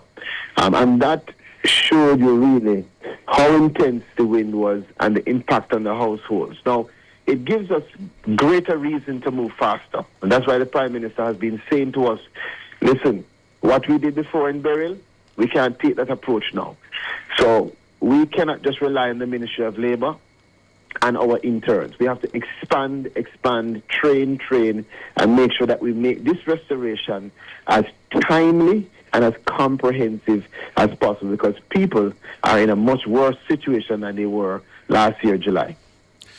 Tell me, Minister, this matter of providing the necessary shelter and housing in response to the hurricane, how is the coordination taking place between ODPEM, OPM, and the ministry in order to make sure there's no duplication of efforts? So it's one team. We have the National Disaster Risk Council, led by the Prime Minister, seconded by Minister McKenzie. A branch of that is a Humanitarian Assistance Committee, which is led by the Ministry of Labour and Social Security. So we are cohesive in our decision-making, and we are collaborative in terms of our approach to operation. So, for instance, when we went out 2 days ago to do assessments, we had a full team from ODPEM come. They were trained and working together. And that same approach is taken across the spectrum of things that are required for us, from distribution to assessment to identification of the shelter solutions, which Minister Montague has done excellent in already advancing that, to what will be the actual operation to incorporate engineers from overseas to help our local our local soldiers and other persons from the private sector. All of that is done with a collaborative approach where we meet, we discuss, we decide, and we implement. Mm-hmm. And what is the projected timeline now for completing the full round of assessments? And is the ministry prepared to deploy additional teams if necessary? Let me tell you, I hasten to say that I can't give you a timeline yet. What I can tell you is that based on the priority, we are moving with alacrity to at least attend to the first two, which is the occupants of the shelter and the occupants of the unofficial shelters before next week. So I would like to present to the country that based on our expansion of the team that we have on the ground, we were able to make those assessments, which are very difficult assessments. I want persons listening to appreciate it's not just a go in, get some information and move. We have to go in, go back to the location, make observations, and because this is not just a physical loss, it's a psychological impact, we also have to take the time to listen to those victims. Today, I have my team out, and when they sent me the videos, you could see individuals who were impacted, physically shaking, nervous, when they went back to the scene of the loss. So we have to take the time to go through and to understand and to give them the opportunity to express all that has been lost beyond just the physical. So it takes time, which is why we're expanding our team daily. We're incorporating persons. And as I said to you, I can give you the timeline that we're projecting, which is that by next week we should finish the top two. And it's not just done in isolation. Simultaneously, we are also continuing with our parish managers and their teams who are working constantly to make sure that we're in the communities doing the work. As we walk around and do the assessments, we simultaneously give out the support, and we make the necessary adjustments as needed, depending on what we see. And that's shelter assessment in terms of decommissioning them. Where will these individuals be moved to if they don't have such permanent residency, so to speak, to return to? Is there going to be an allotment made specifically for them in terms of providing them with an alternative shelter arrangement? So I leave that to the Prime Minister and to ADPEM, but I can tell you the answer is yes. So we have contemplated many of the options. Of course, we make the call, and I use all opportunities to say to persons, if you have a family member that is in this situation, now is the time to step up, because one of the best options, in my view, is for you to be with family until the government is in a position to help you to restore, whether it is through the container homes that you hear the Prime Minister speaking of, or some other measure, because we have several extended partners, NGOs, contractors, international and local, that are stepping in already to provide shelter solutions. So our duty is just to help and to coordinate that effort. ADPEM is the lead when it comes on to the aspects that will be in the reconstruction. But all of us, it's one team, one government, working to make sure that that coordination is cohesive. So as we do the assessments, we prepare the grants, we amalgamate that with whatever support we can get from the international agencies, and we work with ADPEM and the other agencies to make sure that the right housing solution is provided, or building solution is provided, depending on the varying circumstances across the parishes, because every situation is different. It depends on your own stage, your own state, and also your capacity to rebuild. Yeah, and it sounds to me, Minister, that it's a very mammoth task. And again, in terms of the process now of individuals applying, for those who would have lost their entire homes, is there a structure in place, or are you planning to have a structure in place that they can formally apply and then they can get the assistance? So the assessment is almost like an application, if you can think of it. So when we come to you and we do that assessment, the result of that assessment is the evidential basis now to determine what kind of solution you will be granted by the government. You understand what I'm saying? Yeah. So there's no real need. Well, the self-reporting mechanism is one way of applying, but generally, our officers, our team is expected to go across the country and to find you. Now, one of the things you realize from Beryl is that when we go on a street and we do an assessment, you may not be there. Several times you might have heard persons crying out, say, well, they never come on my street. We might have gone on your street and you weren't there. Or we might have missed you, genuinely.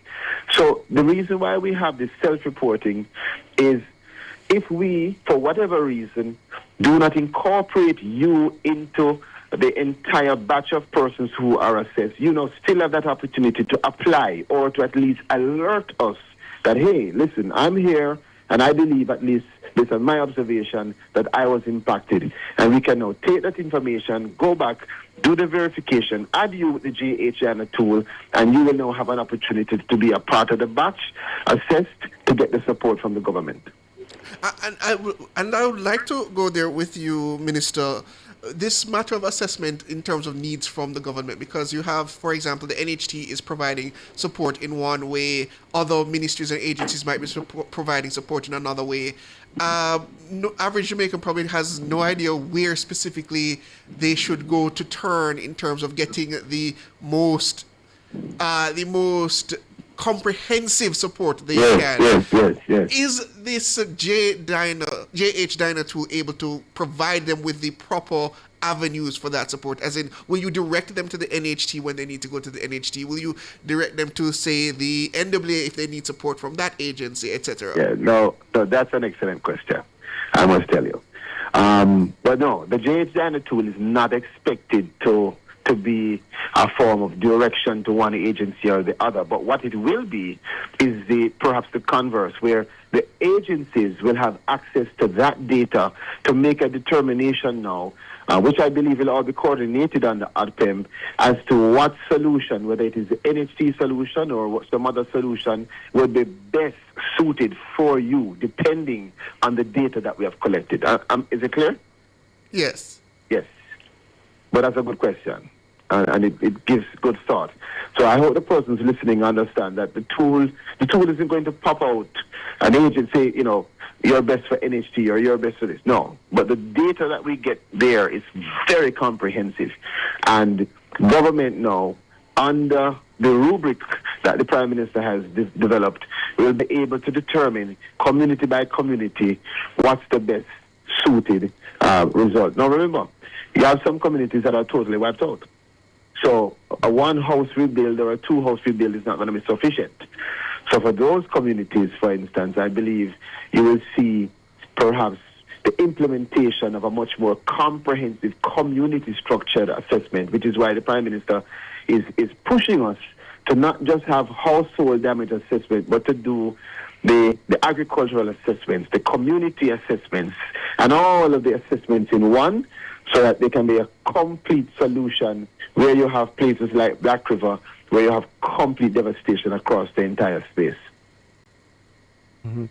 Sounds good, Minister, and that's one that we'll definitely we'll continue to watch. And finally, Minister, again, remind our listeners, for those who may have missed the assessment and they're listening now, want to be a part of it. I know you mentioned it earlier, but mention again, how can they become a part of that assessment?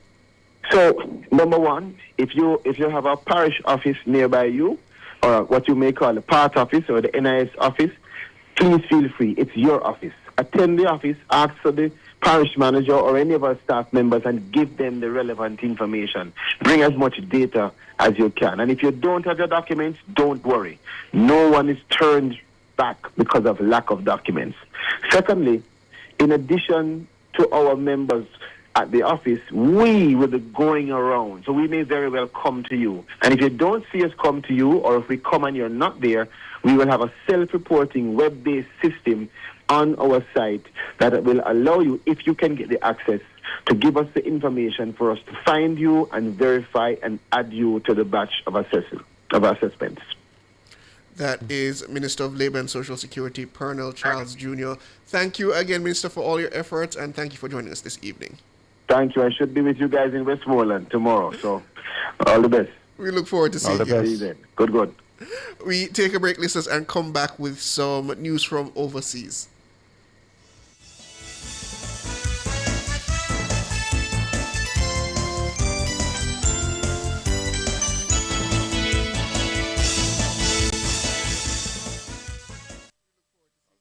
Jamaica's poverty rate has dropped from 16.7% to 8.2%. As the government's economic program begins to pay off, our country is heading towards sustained growth. We are building Jamaica. The time by the office of the Prime Minister is... It's 7 o'clock. My Mayor.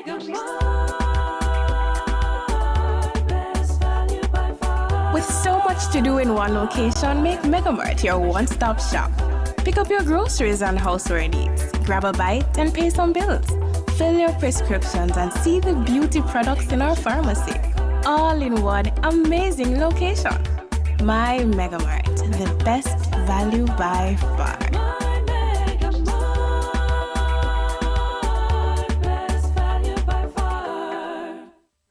Are you ready to turn your sales and marketing skills into high earnings? Nationwide 90FM is searching for business development executives to help us grow our business and build lasting client relationships. If you have experience across all stages of the sales cycle and possess strong communication, negotiation, and time management skills with a proven sales track record, this opportunity is perfect for you. Join our team and work with the top corporate brands, media agencies, and of course, our on-air personalities. Enjoy networking opportunities, professional growth, and competitive commissions. Ready to take the next step? Send your resume to hr@nationwidenewsnetwork.com today.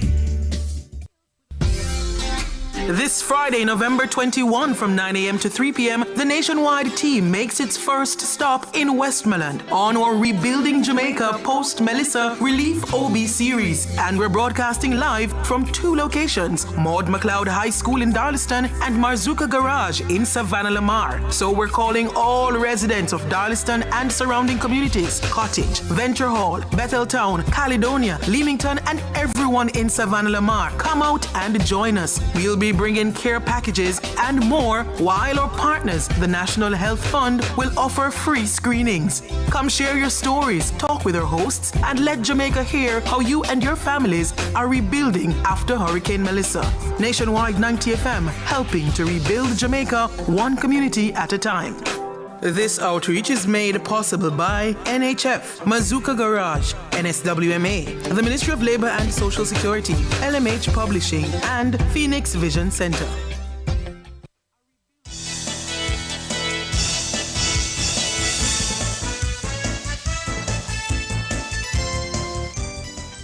Welcome back, listeners. As said, turning briefly to the United States, where the White House is defending President Donald Trump over his treatment of a reporter on Air Force One Tuesday, telling her, "Quiet, piggy." When speaking to reporters, Trump was asked about recently released emails from Jeffrey Epstein which mentioned him. Trump said he knew nothing about that and said the focus should be on other people named in those emails, including former President Bill Clinton. After journalists from Bloomberg News tried to ask a follow-up question on Epstein, the president turned to her and said, "Quiet, quiet, piggy." The exchange occurred as calls grew for the U.S. Department of Justice to release files related to its investigation into Epstein. Epstein is the late financier and convicted sex offender who died in prison in 2019. On Sunday, President Trump reversed his position and called for Republicans to vote for a bill that forces the Justice Department to release all of its files related to the Epstein case. The White House has since defended President Trump's comments, saying the reporter behaved in an inappropriate and unprofessional way. More in this report from the Inside Edition. There's growing controversy today over the president's treatment of a reporter aboard Air Force One. Quiet. Yep, he really did call a female reporter Piggy. She was peppering him with uncomfortable questions about the Epstein files. What did Jeffrey Epstein mean in his emails when he said you knew about the girls? Trump answered her first question. I know nothing about that. Jeffrey Epstein and I had a very bad relationship for many years. But when she tried to ask a follow-up, he lashed out. There's nothing incriminating in the files, sir. Quiet. This photograph of the moment shows just how angry the president is, thrusting his finger right in the reporter's face. She's Catherine Lucy from Bloomberg News. The president is clearly not happy with all the attention the Epstein scandal is getting. He lashed out again today at another reporter for asking about Epstein. Mr. President, why wait for Congress to release the Epstein files? Why not just do it now? I think you are a terrible reporter. You're a terrible person and a terrible reporter. What the Epstein is a Democrat hoax. Your crappy company is one of the perpetrators. And I'll tell you something. I think the license should be taken away from ABC. I voted for you, but your behavior on this issue has been a national embarrassment. Trump faced more criticism today from a gathering of Epstein survivors on the steps of the Capitol. This is not a hoax, and we will not be erased. Sharon Waxman, the founder and editor-in-chief of the influential showbiz website The Wrap, is comparing Epstein's seedy world to the secret society from the movie Eyes Wide Shut, where the rich gathered to indulge their sexual fantasies. The idea that these girls were handed around to powerful people is very much what Eyes Wide Shut was depicting. Do you think we will actually get the names of people who were involved? But I think what we don't know is what we don't know. And if Trump is fighting so hard to not have them released, it really does make you wonder, what more terrible do we not know? I don't even know where to begin with that one, Sanjay. Donald Trump, I don't. The thing, I suppose he's normalized it to the point that you find yourself saying Donald Trump just behaving like Donald Trump, but what he said to that reporter should be condemned in the strongest manner possible. It should not be taken as par from the course from the President of the United States pointing his finger in a woman's face, a female reporter's face, and just telling her to be quiet, piggy. If any other politician anywhere else in a democratic country had done that, they'd be out of a job. So let me not even attempt to say that's just Donald Trump being Donald Trump. Yeah, and some people will say that Trump understands how to capture the media cycle. A phrase as unusual and unfortunate and I would say should not be used at all as quiet piggy is crafted and it's going viral. Yeah. And it's forcing news outlets now and those on social media platforms to repeat his chosen language. But insults like these, it's not anything new. It's really unfortunate. And it's masking, in my estimation, a much bigger issue, that of the Epstein file and the need for the release of the information regarding Epstein. Well, the vote has been taken as on a sign those files should be released, so we'll see what comes from it. Bear in mind, though, Siobhan, that the Justice Department can, even if instructed, can decide to withhold information regarding those files in the interest of national security. They can use several different clauses not to publish everything as it relates to those files. Well, that will be a test of the president's commitment to that statement that he is going to instruct them to do as such. So if they decide to take such a stance and the president tries to back off from that promise, then it will, as that lady suggested, a lot of these individuals voted for him. This is not a partisan issue. There are people on both sides, both Republicans and Democrats, who are very interested in knowing what actually took place in the matters of Jeffrey Epstein and how many of those women, young girls at the time, were treated. And if the president backs away from that promise to suggest that those files are going to be released fulsomely to the public, or to the committee, I should say, or I don't know if it's to the public completely, but fulsomely, then he's going to have a serious issue. This matter of Jeffrey Epstein has clouded every single decision, positive or negative, that he's made over the last few months or year or so into his presidency. And if he wants to clear that cloud and just get on with the business of the presidency, he should just make it clear that the files will be coming out. That is my advice to the President of the United States. But what will happen, though, is he signs this bill and instructs the Justice Department to release the files, and then the Justice Department indicated that, look, we cannot release some of the information because of in the interest of national security. Then the president will wash his hands clean of it to say, hey, I've given the instructions. They are now saying that they can't release all the information regarding the file because of national in the interest of national security. He will then say, well, I told them to. They've decided not to. I can't force them. But he can. As he has shown in the past, the President of the United States has wide powers when it comes to declassifying information. Anything the president suggests that should be declassified, it is within his power to say that it should be declassified. So if this is some cleverly orchestrated play only at the last minute to suggest that, oh, well, the Justice Department has given this statement and I can only go so far with it, then it will prove what he has suggested as false. So we'll see how it goes. Yeah, we have to watch and see how, because remember, Siobhan, it's a right about turn that he has made, indicating to Congress that look, and the Republicans vote for the files to be released. Yeah, and I'm wondering what's next, because it seems too simple for me and too easy for him to make that right about turn without something else about to happen. So I'm gonna watch to see how this one plays out. Yeah. So, listeners, we go for a short break. Come back again with your calls. The numbers are 630-937-124 and 618-6730. Come chat with us.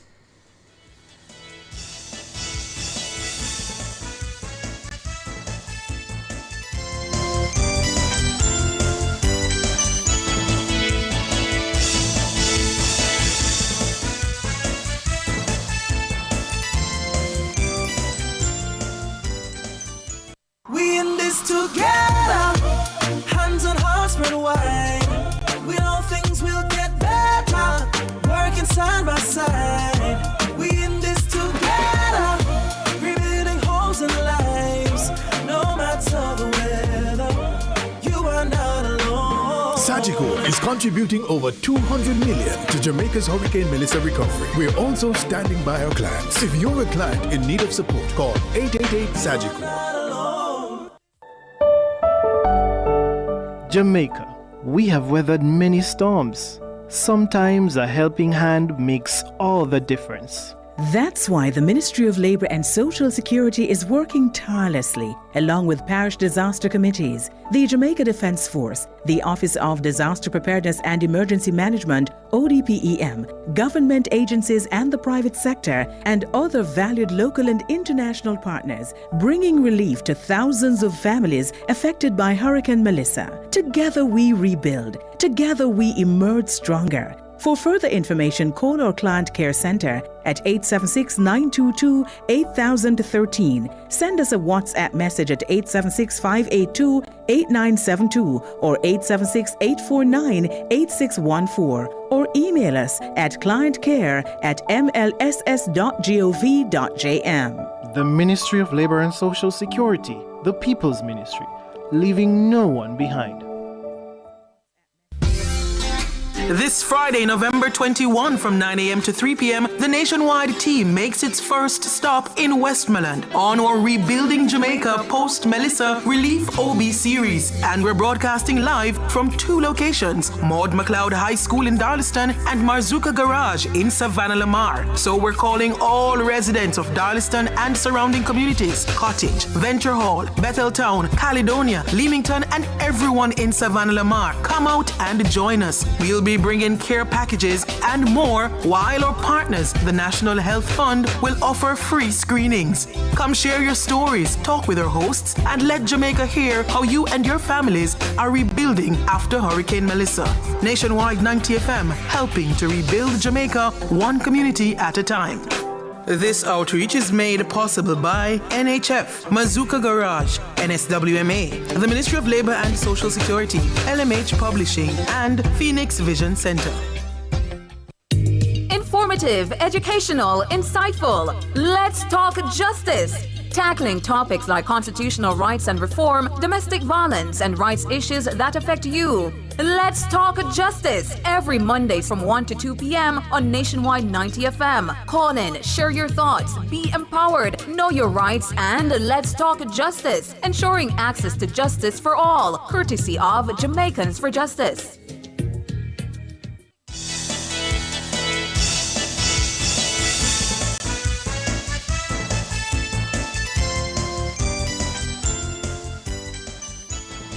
Welcome back, listeners, viewers. As said, taking your calls now for the remainder of the program. The numbers are 630-937-124 and 618-730. I understand we have Michael on the line. Good evening.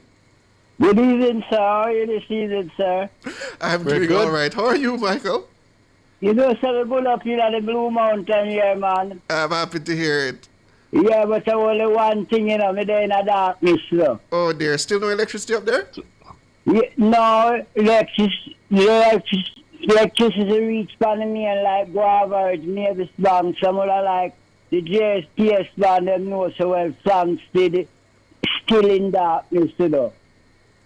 I'm sure they've done an assessment. They probably know, but I can't say as to when they're going to give you back that electricity, Michael. I hope it's soon, though. I mean, up in the Blue Mountains, I can imagine that getting there is probably a little difficult, though. Yeah, well, today the darkness here, GPS, we have to depend on to really come sort out things and get it back together. Yes. Yeah, well, I be like how you interview the interview before you call to me here, man. Me rate you, man. All right, Michael. The idea was a youth, man. The idea was carry the information right around the world. Yes, you're talking about the interview with Colonel Charles? Yeah, when you're talking to Colonel Charles. Well, I don't envy the minister, because the Ministry of Labour is going to be put up to a very monumental task in the coming weeks and months, because a lot of Jamaicans are going to be reaching their hands out, asking for assistance, grants, aid, you name it. And I can only imagine what that's going to be like in terms of processing and just the level of complaints and frustration that's going to most likely come with this process. So, I mean, all the best to him, and I really hope they have this matter smoothed out. Yeah, man, because anything at all him going in, it has to work, you know. Because you don't know, so he's a coffee man, you know. And yeah. He's a coffee man, you know. And only him coming out can raise the price after they mash it down and leave it to wait there right now, you know. I know about the price, Michael, but how are things in terms of your crop? You're doing good up there, so still? Well, you know, so Marisa drink out some of the coffee, you know, but he don't drink out everything. Something still go on, you know. Oh, okay, so your loss is not too terrible? Say that again? Your loss is not too terrible? Well, no one says some place that it looks heavy, you know, but no, I have to give thanks. And everywhere, I mean, get that great damage, you know? All right. All right, give thanks, Michael. Thank you, Michael.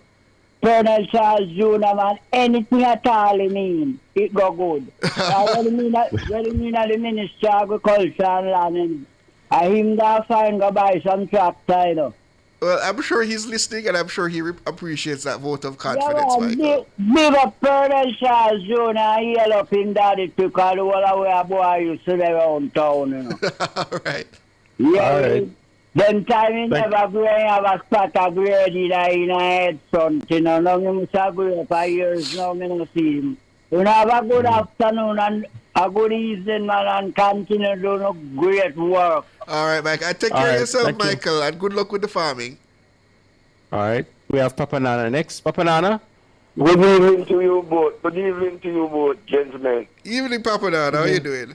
Yeah, I just want to ask you a question before I go to what I was saying. Is Melissa redundant, the watchman?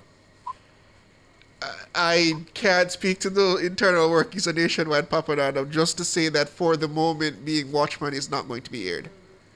I mean, it's not really relevant still, you know, but I just want to know if it's Melissa redundant, because Melissa would do a very good job. Well, you have to understand that there's certain things I can and cannot say, Papa Nana. As I said, but for the moment, Watchmen is not going to be aired on Wednesdays and Mondays. God. Hallelujah. Thank you, Jesus. You should take it so far, Papa Nana.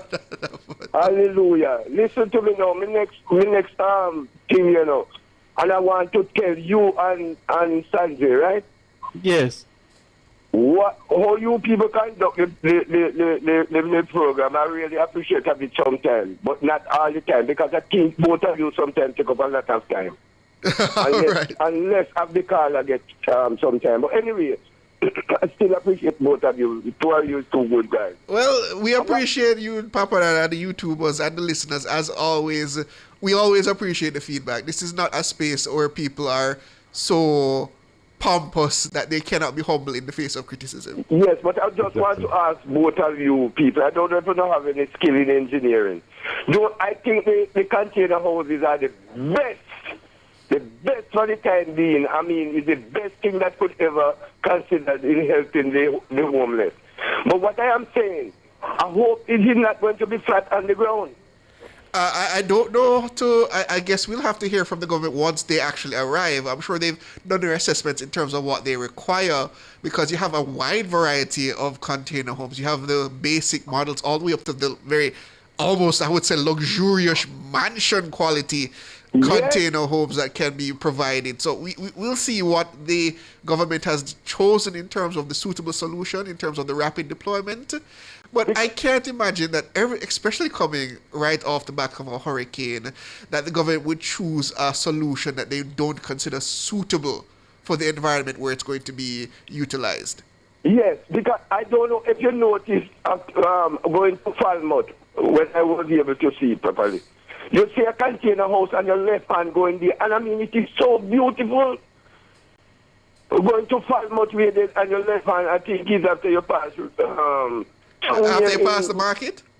Yes. I think I know, because I went there recently, so I think I know precisely where you're talking about. As you almost enter the town proper, I think I know what you're referring to, yes. Thank you. You know where. You know where. Well, I would hope they put them on some pillars that, you know, when if the water comes, it don't go in the house. It seems to me that there will be a base, though, based on just, photos that I've seen on social media. I would assume so, but the positives, Papa Nana, I'm seeing outweigh the negative, because with everything, you're gonna have some drawbacks. But so far, it seems like a good idea to me. Yes. Papa Nana, I was told to ask you by the producer. You're hearing the broadcast out where you are? Oh my God! It is where it used to be. It is so beautiful. I am telling you. It is so, but you know how me see already, I never get no service. It's only my friend them in Tree Hills, in St. Mary and Prospect is not hearing anything, and they are getting mad. Okay, well, we'll try to work that out, but we're happy to hear that things are better for you there now. So. Oh my God, man! It's coming like I am right in the studio, man. It is so beautiful. All right, Papa. All right, Papa Nana. I can't keep a good man down. I mean, I want to accuse you and then me turn around and do the same thing. I not chat too long. Goodbye. All right. All right. The next caller, Charlie. Charlie, good evening. Good evening, sir. How are you doing? Doing all right. Very good. Much obliged. I'm giving thanks. I'm thankful for this program to give, so I could adjust my self situation, Okay. Mm-hmm. As a citizen of the country. Go ahead. I said, go ahead. Yeah, as a citizen of the country, to know that I know the rights from 20 feet to 10 feet to even 19 feet. That the body that these semi-specialist, particular investigative society, right, in Jamaica, mm-hmm. The conclusion of the matter concerning the Hurricane Melissa and the deficit in the debt and what the government plans to do for the relative in particular. Mm-hmm. The relative in the matter. Yes, go ahead. The victim of Hurricane Melissa, in other words. Yeah. So that's the question I just asked you. Could you frame that question again? I thought it was a statement you made rather than a question. Go ahead. Go again. Like you're recording, no, I'm not recording. That's a breach of constitutional order. May I say the body, right? Where them find, recover. Oh, you mean the deceased bodies? Yes. Melissa? Yeah. What about them? The newly educated we are coming to digital society. They call it semi-specialists. Particular investigators, investigating society, clean clothes. Now I say the body where like the remains where them find after the hurricane and if there is any funeral or what is the status on these people. Okay, I think I understand what you're asking. I don't know the specific arrangements in terms of funerary rights for each individual, but I would assume that would be carried out in accordance with the family. Can you name, like, if there's even 5 or 1? 5 or 1? Humanitarian situation. Certainly, I'm trying to understand what. I'm not following at all. All right, Errol. Good evening. Sanjay. What you do, Errol? And where's the name? Siobhan. Siobhan. How you doing, Errol? It's a while I don't hear from you, Errol. Party winning everything good, man. So I'm kind of, you know what? Yeah, you're good and everything. Yeah, man, and show me how to work again. Sometimes I come in, I'm tired. Oh, okay. Oh, let me say, Marky G, I know. Marky G, I go on like him are the leader, him are run the country. All the man to make the Caribbean there and them kind of people, and him are send Dayton camp to go defend him. I make you suspect that, you know. Oh, you mean in terms of the visiting of the CARICOM heads? I found that strange. I found it very strange. That during that delegation coming to the country, he had a separate ongoing trip to, I believe it was St. James and Westmoreland specifically, when ironically one of said MPs who would be in Westmoreland was actually attending the delegation. I did find that very strange. Very strange.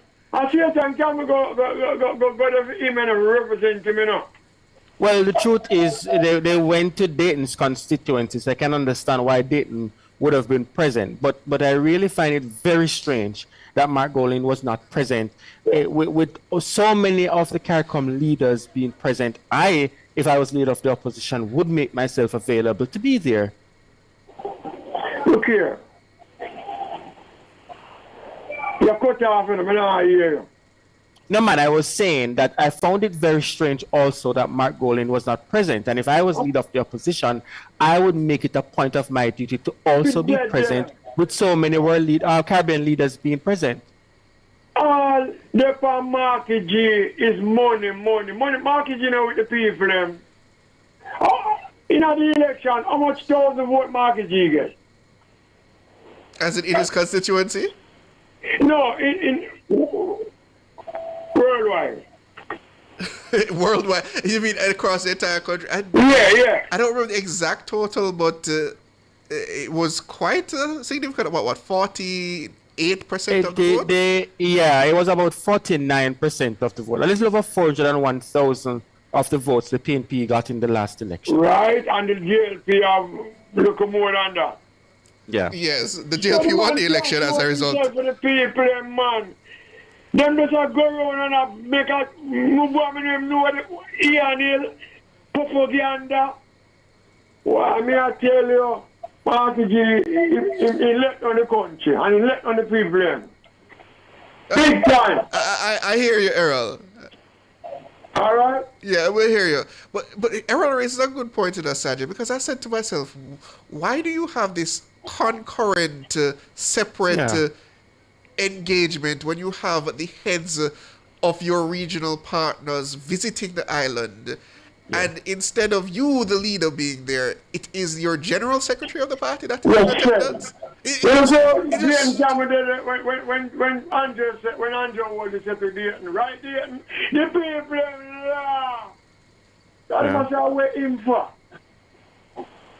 No, but you see, that was a time for government and opposition to show bipartisan support to the Caribbean leaders, and I think it was a missed opportunity. Big time too.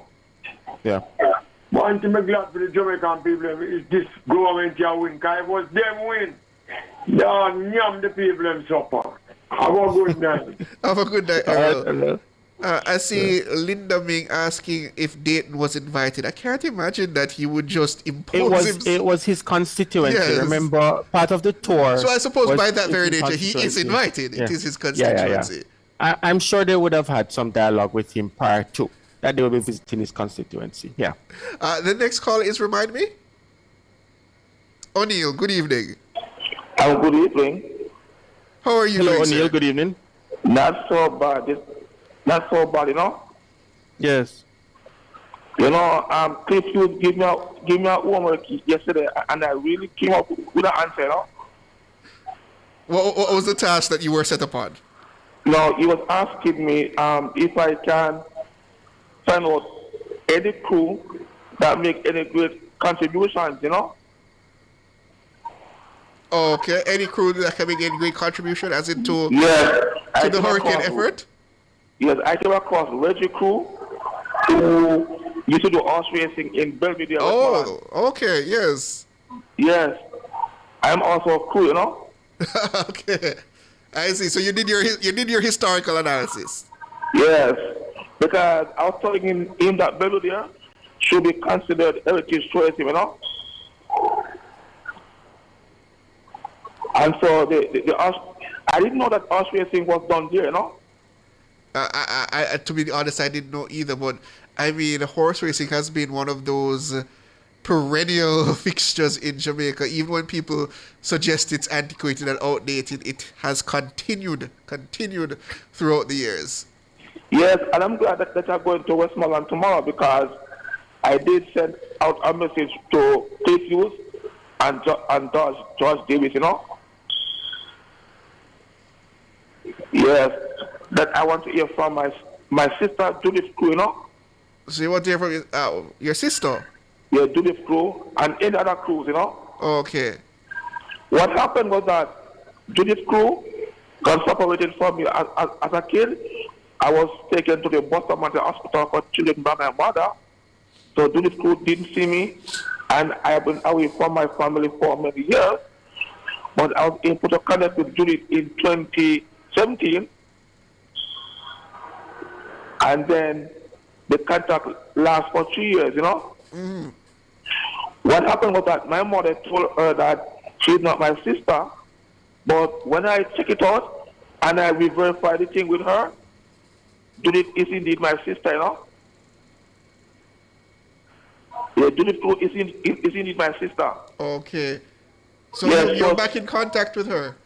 No, but I got in contact with her in 2017. But you lost contact with her again? Yes. Oh dear. And what happened is that I live in a care home, you know. Yes. Yeah, so I have been in institution for most of my life, you know. So I want to contact her and let her know that she's indeed my sister. It was a misinformation by my mother to her, you know. Oh, okay. Well, if she's listening, I hope she gets that message. I don't know how exactly you can reach out to her now, but we'll see if she gets that message. I hope she gets in contact with you. Yes, I'm also, well, the Crew family big in Westmoreland, you know. Okay. Yes. I did give out my number to George Davis, you know.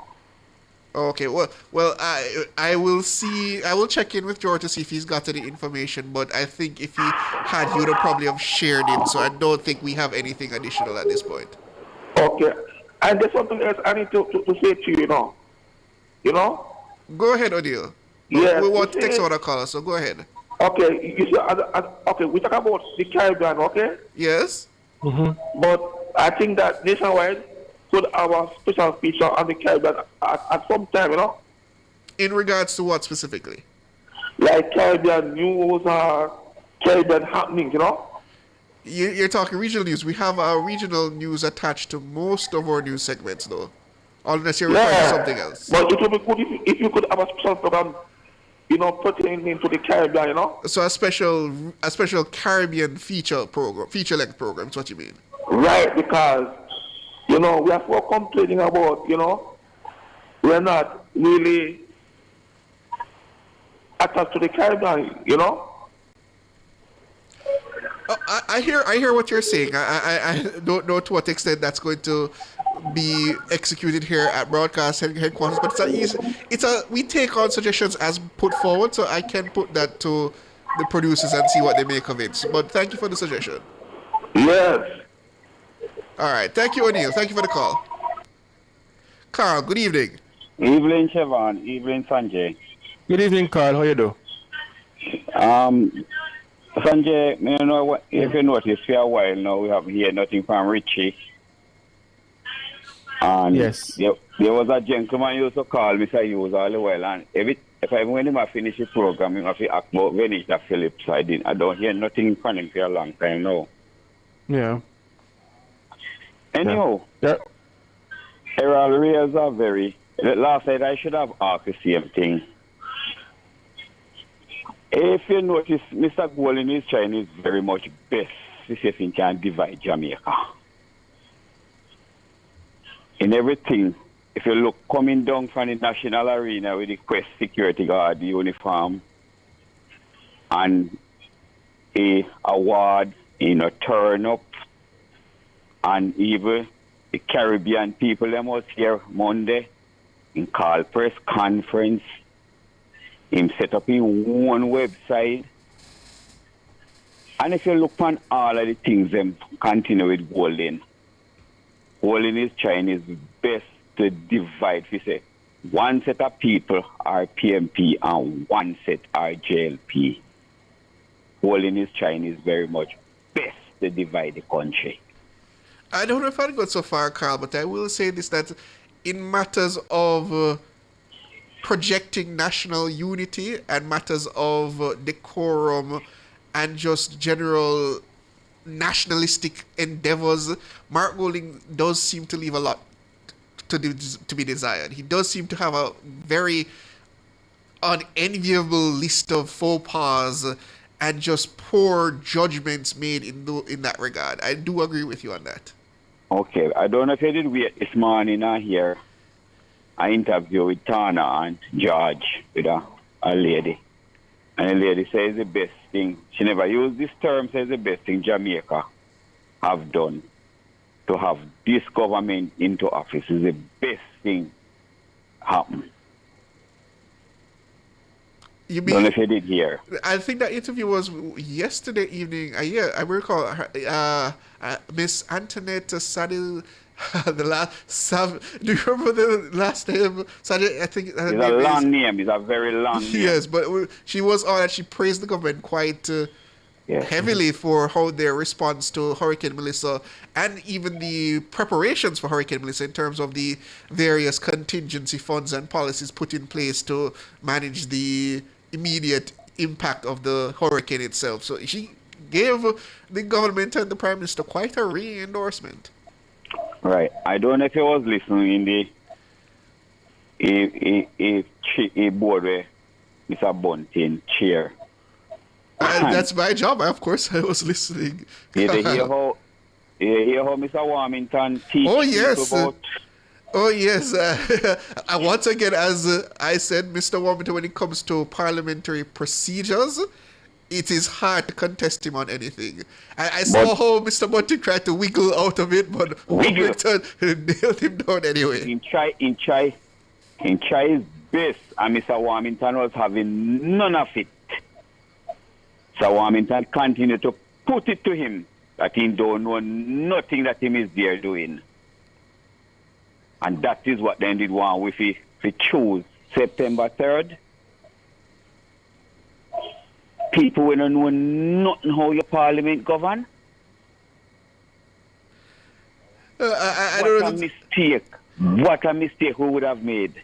I was actually in myself surprised when I saw the announcement that the PAAC was meeting, because there was no previous announcement as to when that committee would first sit, when the parliamentary term started. So when I saw the announcement, I said, that's interesting. That came out of left field, but it is within the prerogative of the chairman to call a meeting, but it's also within the prerogative of the members to suggest a date for that meeting. Before. Yes.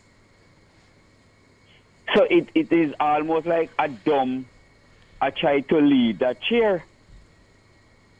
I don't know what him is doing. And I want to just say something about this member of parliament for St. Mary now.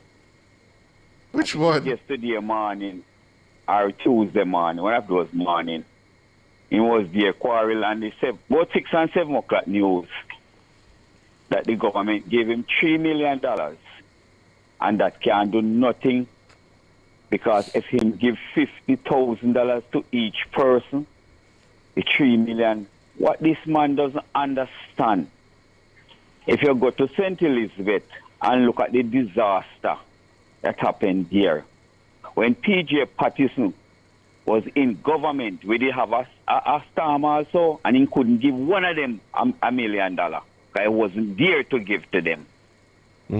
Needs will always exceed the capacity to respond to them, and the government can only do so much. And you cannot expect them to essentially crack open the entirety of the purse and hand it out all at once. It has to it has to be a sustained program over a long period of time in response to this disaster. So I'm sure parliamentarians, not just the ones in the heavily impacted area, I'm sure parliamentarians across the island will get additional funds as time goes on. And if I could just add to that, fiscal responsibility is also important, yeah? And we remember during COVID, there was the same thing where there was the demand of the government to spend more. And we recognized after we passed over COVID, it was good fiscal management which caused the economy to perform the way it performed. So we have to also bear in mind that while it is important for the people to receive the necessary supplies, we also have to be fiscally responsible. And Sanjay, from a relative, I mean, those other people want to talk. Sanjay, you remember that foolishness, 2 budget cycle, as you got there like a while, where both Golding and Julian Robinson did that tell we say we must spend $40 billion. And the government stand and said no. Yep. Can you imagine if we did waste those money that time and this happened to us now, what we would be? And history has shown now that it was a good decision that the government made at the time. No, but we can go even further. If you recall, in Beryl, there was a call for them to break out the entirety in terms of funding at that time to respond to that disaster. But Dr. Nigel Clark said, there might be another disaster on the horizon. Let's not just use all the money all now. Let's see what happens. So it is you have to be as fiscally prudent. You don't want to be Grinch or Scrooge, but you have to be fiscally prudent in a time of a natural disaster, because you are always, as Dr. Clark said, you are always just another cycle away from another potential disaster. That is just the reality that the country faces. It's where we are geographically. We are always another hurricane season away from a disaster. So you always have to leave something in the tank just in case. I'm ever left now. The very last thing. What a good thank you to Jamaica people who made the right choice September 3rd. Not to put a blind man to lead us. All right, Blessed night. All right, Carl. Have a good evening. All right, Carl. Have a good evening. All right, how you doing? Wagwan, Sanjay and Siobhan. Wagwan, what you know, man? Doing all right. Good, Alric. How you do? I couldn't know, I get back like yesterday. That's good news. Yeah, so we kind of all right, though, believe me. I sleep better last night, and the station come back away. We are here like Papa Nana said, we are here no loud and clear now, so I don't know if we now go back. All right, good to hear, good to hear. 2 things. This is on the nail with Market G, because I saw the whole team of leaders from the Caribbean with the Prime Minister, and then I look and I say, in a time of crisis like this, the leader of the opposition should be walking beside the Prime Minister, and then you have the rest of the Caribbean leaders, all them plaque around them. I mean, not see him. So, we want to understand, Mr. Golding, why I'm dropping so much cash? Is it that him no rate the Prime Minister? Is it that him think him should be the leader of the people of Jamaica as well, obviously, as the leader of a political party, he believes that he should be the leader of Jamaica in its entirety. But as I said, I don't know the circumstances under which Mr. Golding found himself separate and apart from that delegation. I don't know if it's a matter that invitation was not extended. I'll have to look into that. But I just found it very strange that he was not there. Siobhan, I don't want to make no excuse. No, it's not a matter of excuse. I can't comment on something that I'm not 100% certain of. I would find it very strange, though. I would find it very strange that an invitation was not extended. And if an invitation was not extended, it is typical of the opposition to make this known. So why is it that this time around the opposition leader would not have made it known to the public that he was not officially invited by the Prime Minister? Thank you, sir. Thank you very much, Sanjay. Look here, if me are the leader of the opposition, and that contingent of leaders coming in from the Caribbean, and the gentleman from the IDB, and Jamaica is in such a devastated state. Me, I pick up my phone and call Mr. Wallace and say, look here, me as the opposition leader, me wanted it. This is my country also. So, Shaban, I'm going to buy away some back Sanjay. No excuse. It makes the most simple. No, as I said, I can't make presumptions on the basis of information I don't have. I don't know what the situation was on that day. I just said, why is the opposition leader not walking with the Prime Minister along with the delegation from the Caribbean and other places? That is my question, and no, I would love to get the answer from either the People's National Party, well, specifically from the People's National Party and Mr. Golding, as to why that is. Was it that he was not invited? Was it that he decided that he had other priorities? It begs the question. And that, I agree with Errol enough.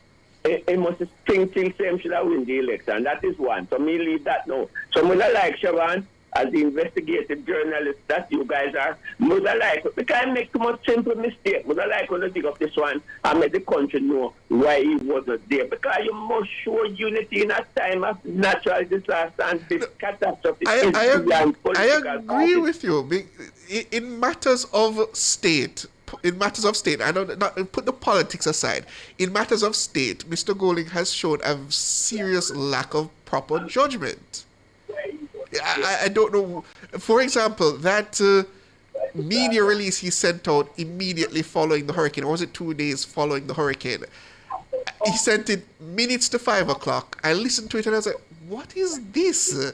What is the opposition leader sending out at this time after a disaster has passed? I'm glad you mentioned that. That was another joke thing. But the second point before I go, I heard you are the financial guru at the station, and Shaban and Sanjay is just backing it. You can't spend all of everything when you get one time, because another natural disaster could be next week. And now we can't preach it, and we prove it, and we can't give all of the money, all of what we get one time. Yeah, them a call for this and call for that, but you have to be prudent, and the fiscal discipline must be maintained, man. You can't just take up your whole money and just dash it. And a lot of people now benefit. So we have to just do it step by step and appreciate what I go. But me I call out to marketing. You're leader of the opposition, man. You get paid. Do your job, man. Defend the people of Jamaica just like you are the leader. You cannot choose where you want to go and important things like these, you know. You have to do better than that, man. I hear you call up, because at the end of the day, we understand that they are political rivals, Mr. Golding and Dr. Holness, but there is no need for that political rivalry to spill over in matters where there should just be plain solidarity. And this matter of Hurricane Melissa, at this point, the politics should be put aside. Let's just be one people and just go ahead with the relief effort. There was no need for Mr. Golding to exclude himself from that CARICOM delegation. Have a good evening, guys. Thank you very much. Have a good evening. All the best. That I was going to bring it up. Thank you, guys. All right. Have a good evening. Willow, good evening. Good evening, Shaban. Good evening, Sanjay. Good evening, Willow. You know, when I leave school in the late 80s, I started to work at a company. I worked at that company for at least 6 years. And I remember the manager of that company looked at me. He was the CEO. Looked at me and he said one day that he's a young man. And I'm going to tell you this. Don't get involved with politics. And I said, why? It said, when you get involved with politics, you're going to love your party more than how you love Jamaica. Mm-hmm. And I said, serious? He said, yes. Because you are going to blind for the progress that your country is going to make under a different party, different from the one that you love. And I said, Who could that be? And today, I live to see it. I live to see it in a crisis where our country's it is not 195 miles per hour wind. Because I was listening today from Cliff, it was at 250 miles per hour wind that lick our country. And today, we are putting party before our country. When we must come and live and work together as one and build back our country. And we are dividing it by party. That CEO, that manager, were from 1990 until now, still live on. We put party before our country. We don't want to build our country. We want to build party. And Mark Golding need to look. If he loves Jamaica, he need to look into himself. Peter Bunting, Dayton Campbell, they need to look into themselves. And stop divide Jamaica. Stop divide our country. And make us work together as one. Let us work together not to be seen. The Bible said when you're doing things, you don't do it to be seen, but you do it to the love of God. All these people who are doing things and coming and say they are doing, do it from your heart and not to be seen. It's your country you're doing it for. You're doing it because you love your country, not to be seen and for your name to be called. We need to stop these things, Siobhan. I hear you, Willow. I hear you. I agree with that call. No, it's not the time for the politics at all. No, not at all. Yeah. And then I listened to Charles David this morning and what he said from Buju about Buju. Buju need to come and apologize to the people of Jamaica. Come to apologize, and you need to apologize to the people of the airport. Virgin, I echo that sentiment as well. We could cut out politics out of this man and help the people them. The people them need help. We could take out the green and the orange and put on the gold, the black and the green. We are all one. We are Jamaicans. And if we can't see ourselves as Jamaicans, what? No. I'm so upset with these people. All right, Willow. Thank you for the call. Thank you. I want to comment on something that I see news commentator in the chat saying, Siobhan, what is the purpose of Mark Golding being there? It is a show of unity. The country was just rocked by a Category 5 hurricane. And I think it's important that as Caribbean leaders come into our country, the leader of the opposition and the Prime Minister, as a show of unity, walking with those individuals. And I see someone else saying that we're assuming that he was invited. And I did say, if Mark Golding was not invited, I would hope that he would have publicly stated to the country that such an important occasion where you have Caribbean leaders coming to our country, he was not invited. And publicly call out the government on that, because I think that if he was not invited, it is quite unfortunate, and it says a lot about the government. Yeah. Well said.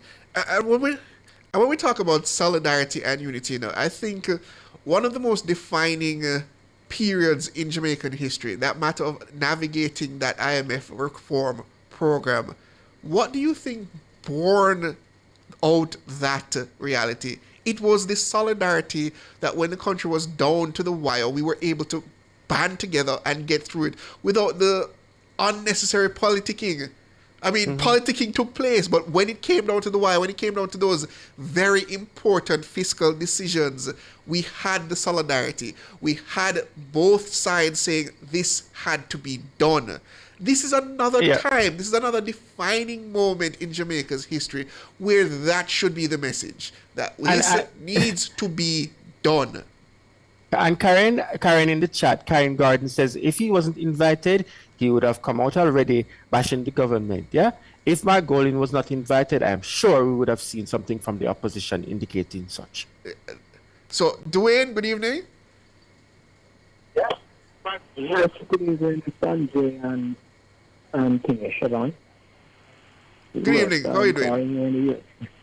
I'm not mad at all, boss. I'm just here, I would say, listening and watching on social media and see all the comments, going on against the government and all these nonsense going on. I would say a lot of us Jamaicans, a lot of us we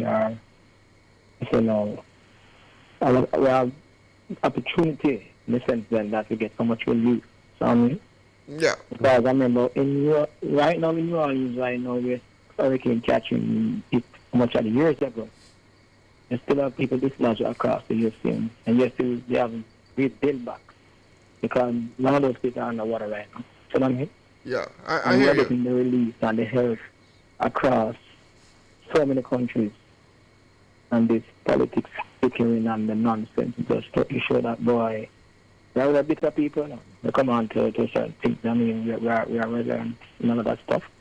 But when I sit and watch news or social media, trust me, thank you, blessing, and let's move on. That's the real deal right now. You know what I mean? Because in the early years, sometimes when a disaster happens, the government, the president might come on and the assessment and whatever necessary needs. But most people, if you don't have insurance, you don't get nothing. I don't pay back into the system, you don't get nothing. That's actually right here. My family got burned out early on this year. And because I wasn't insured, they get back nothing. They have to start back from scratch right now, which at least they're ready for the saving and so forth. So you see, when I look back and see some Jamaicans on the beam, I sometimes laugh and say, well, we are too privileged that we already use, you know? Government don't respond to nobody, you know.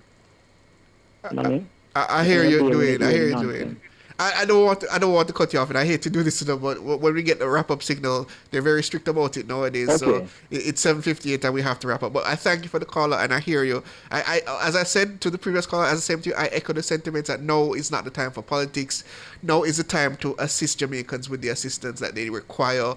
It is a time of disaster. It's a humanitarian crisis that needs to be addressed, and that is what should be forefront in all of our minds, in every Jamaican mind. But that's where we have to leave it, listeners. Thank you for joining us this evening again. Thanks to our super producer, Dana Davey. Our technical operator leading the ship this evening was Damian Cunningham. Thanks to all my friends and compatriots in the news and production department, led by the capable Cara Powell this evening. And again, special shout out to Ricardo Brooks. He's going through a difficult time, a serious loss. But again, my condolences to him. And we hope that he is doing the best he can under the circumstances. Thank you so much all in YouTube land. Marigold, Blessed Marcia, Jacqueline Thomas, Full Disclose, Dr. Dre Views, Rebecca, all of you. Jacqueline Thomas, all of you. Thank you for joining us. I'm Siobhan Campbell. And my condolences to you also, Ricardo. We have spoken, and all the best. We are praying for you. My name is Sanjay Lewis, and I want to wish you a wonderful evening.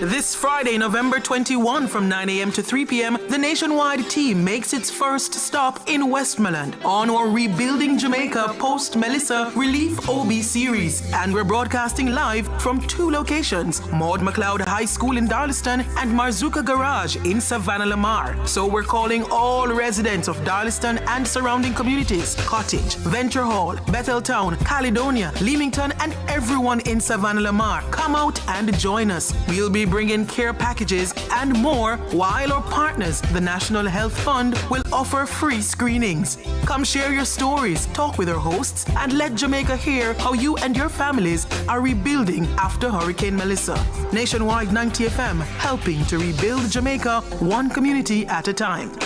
This outreach is made possible by NHF, Marzuka Garage, NSWMA, the Ministry of Labour and Social Security, LMH Publishing, and Phoenix Vision Center. I'm Dennis Brooks. I'm Marlon Campbell. I'm Floyd Green. And I'm Garth Williams. Catch us on the Jamaican Dads podcast right here on Nationwide 90 FM, Thursdays at 8 p.m. with a repeat on Sundays at 6 p.m. The Jamaican Dads podcast is all about providing men with a healthy, safe, and functional forum to tackle many of the taboo topics that concern our masculinity. Like everyone else out there, we're dads of varying amounts of experience who come from different backgrounds and often view the world differently.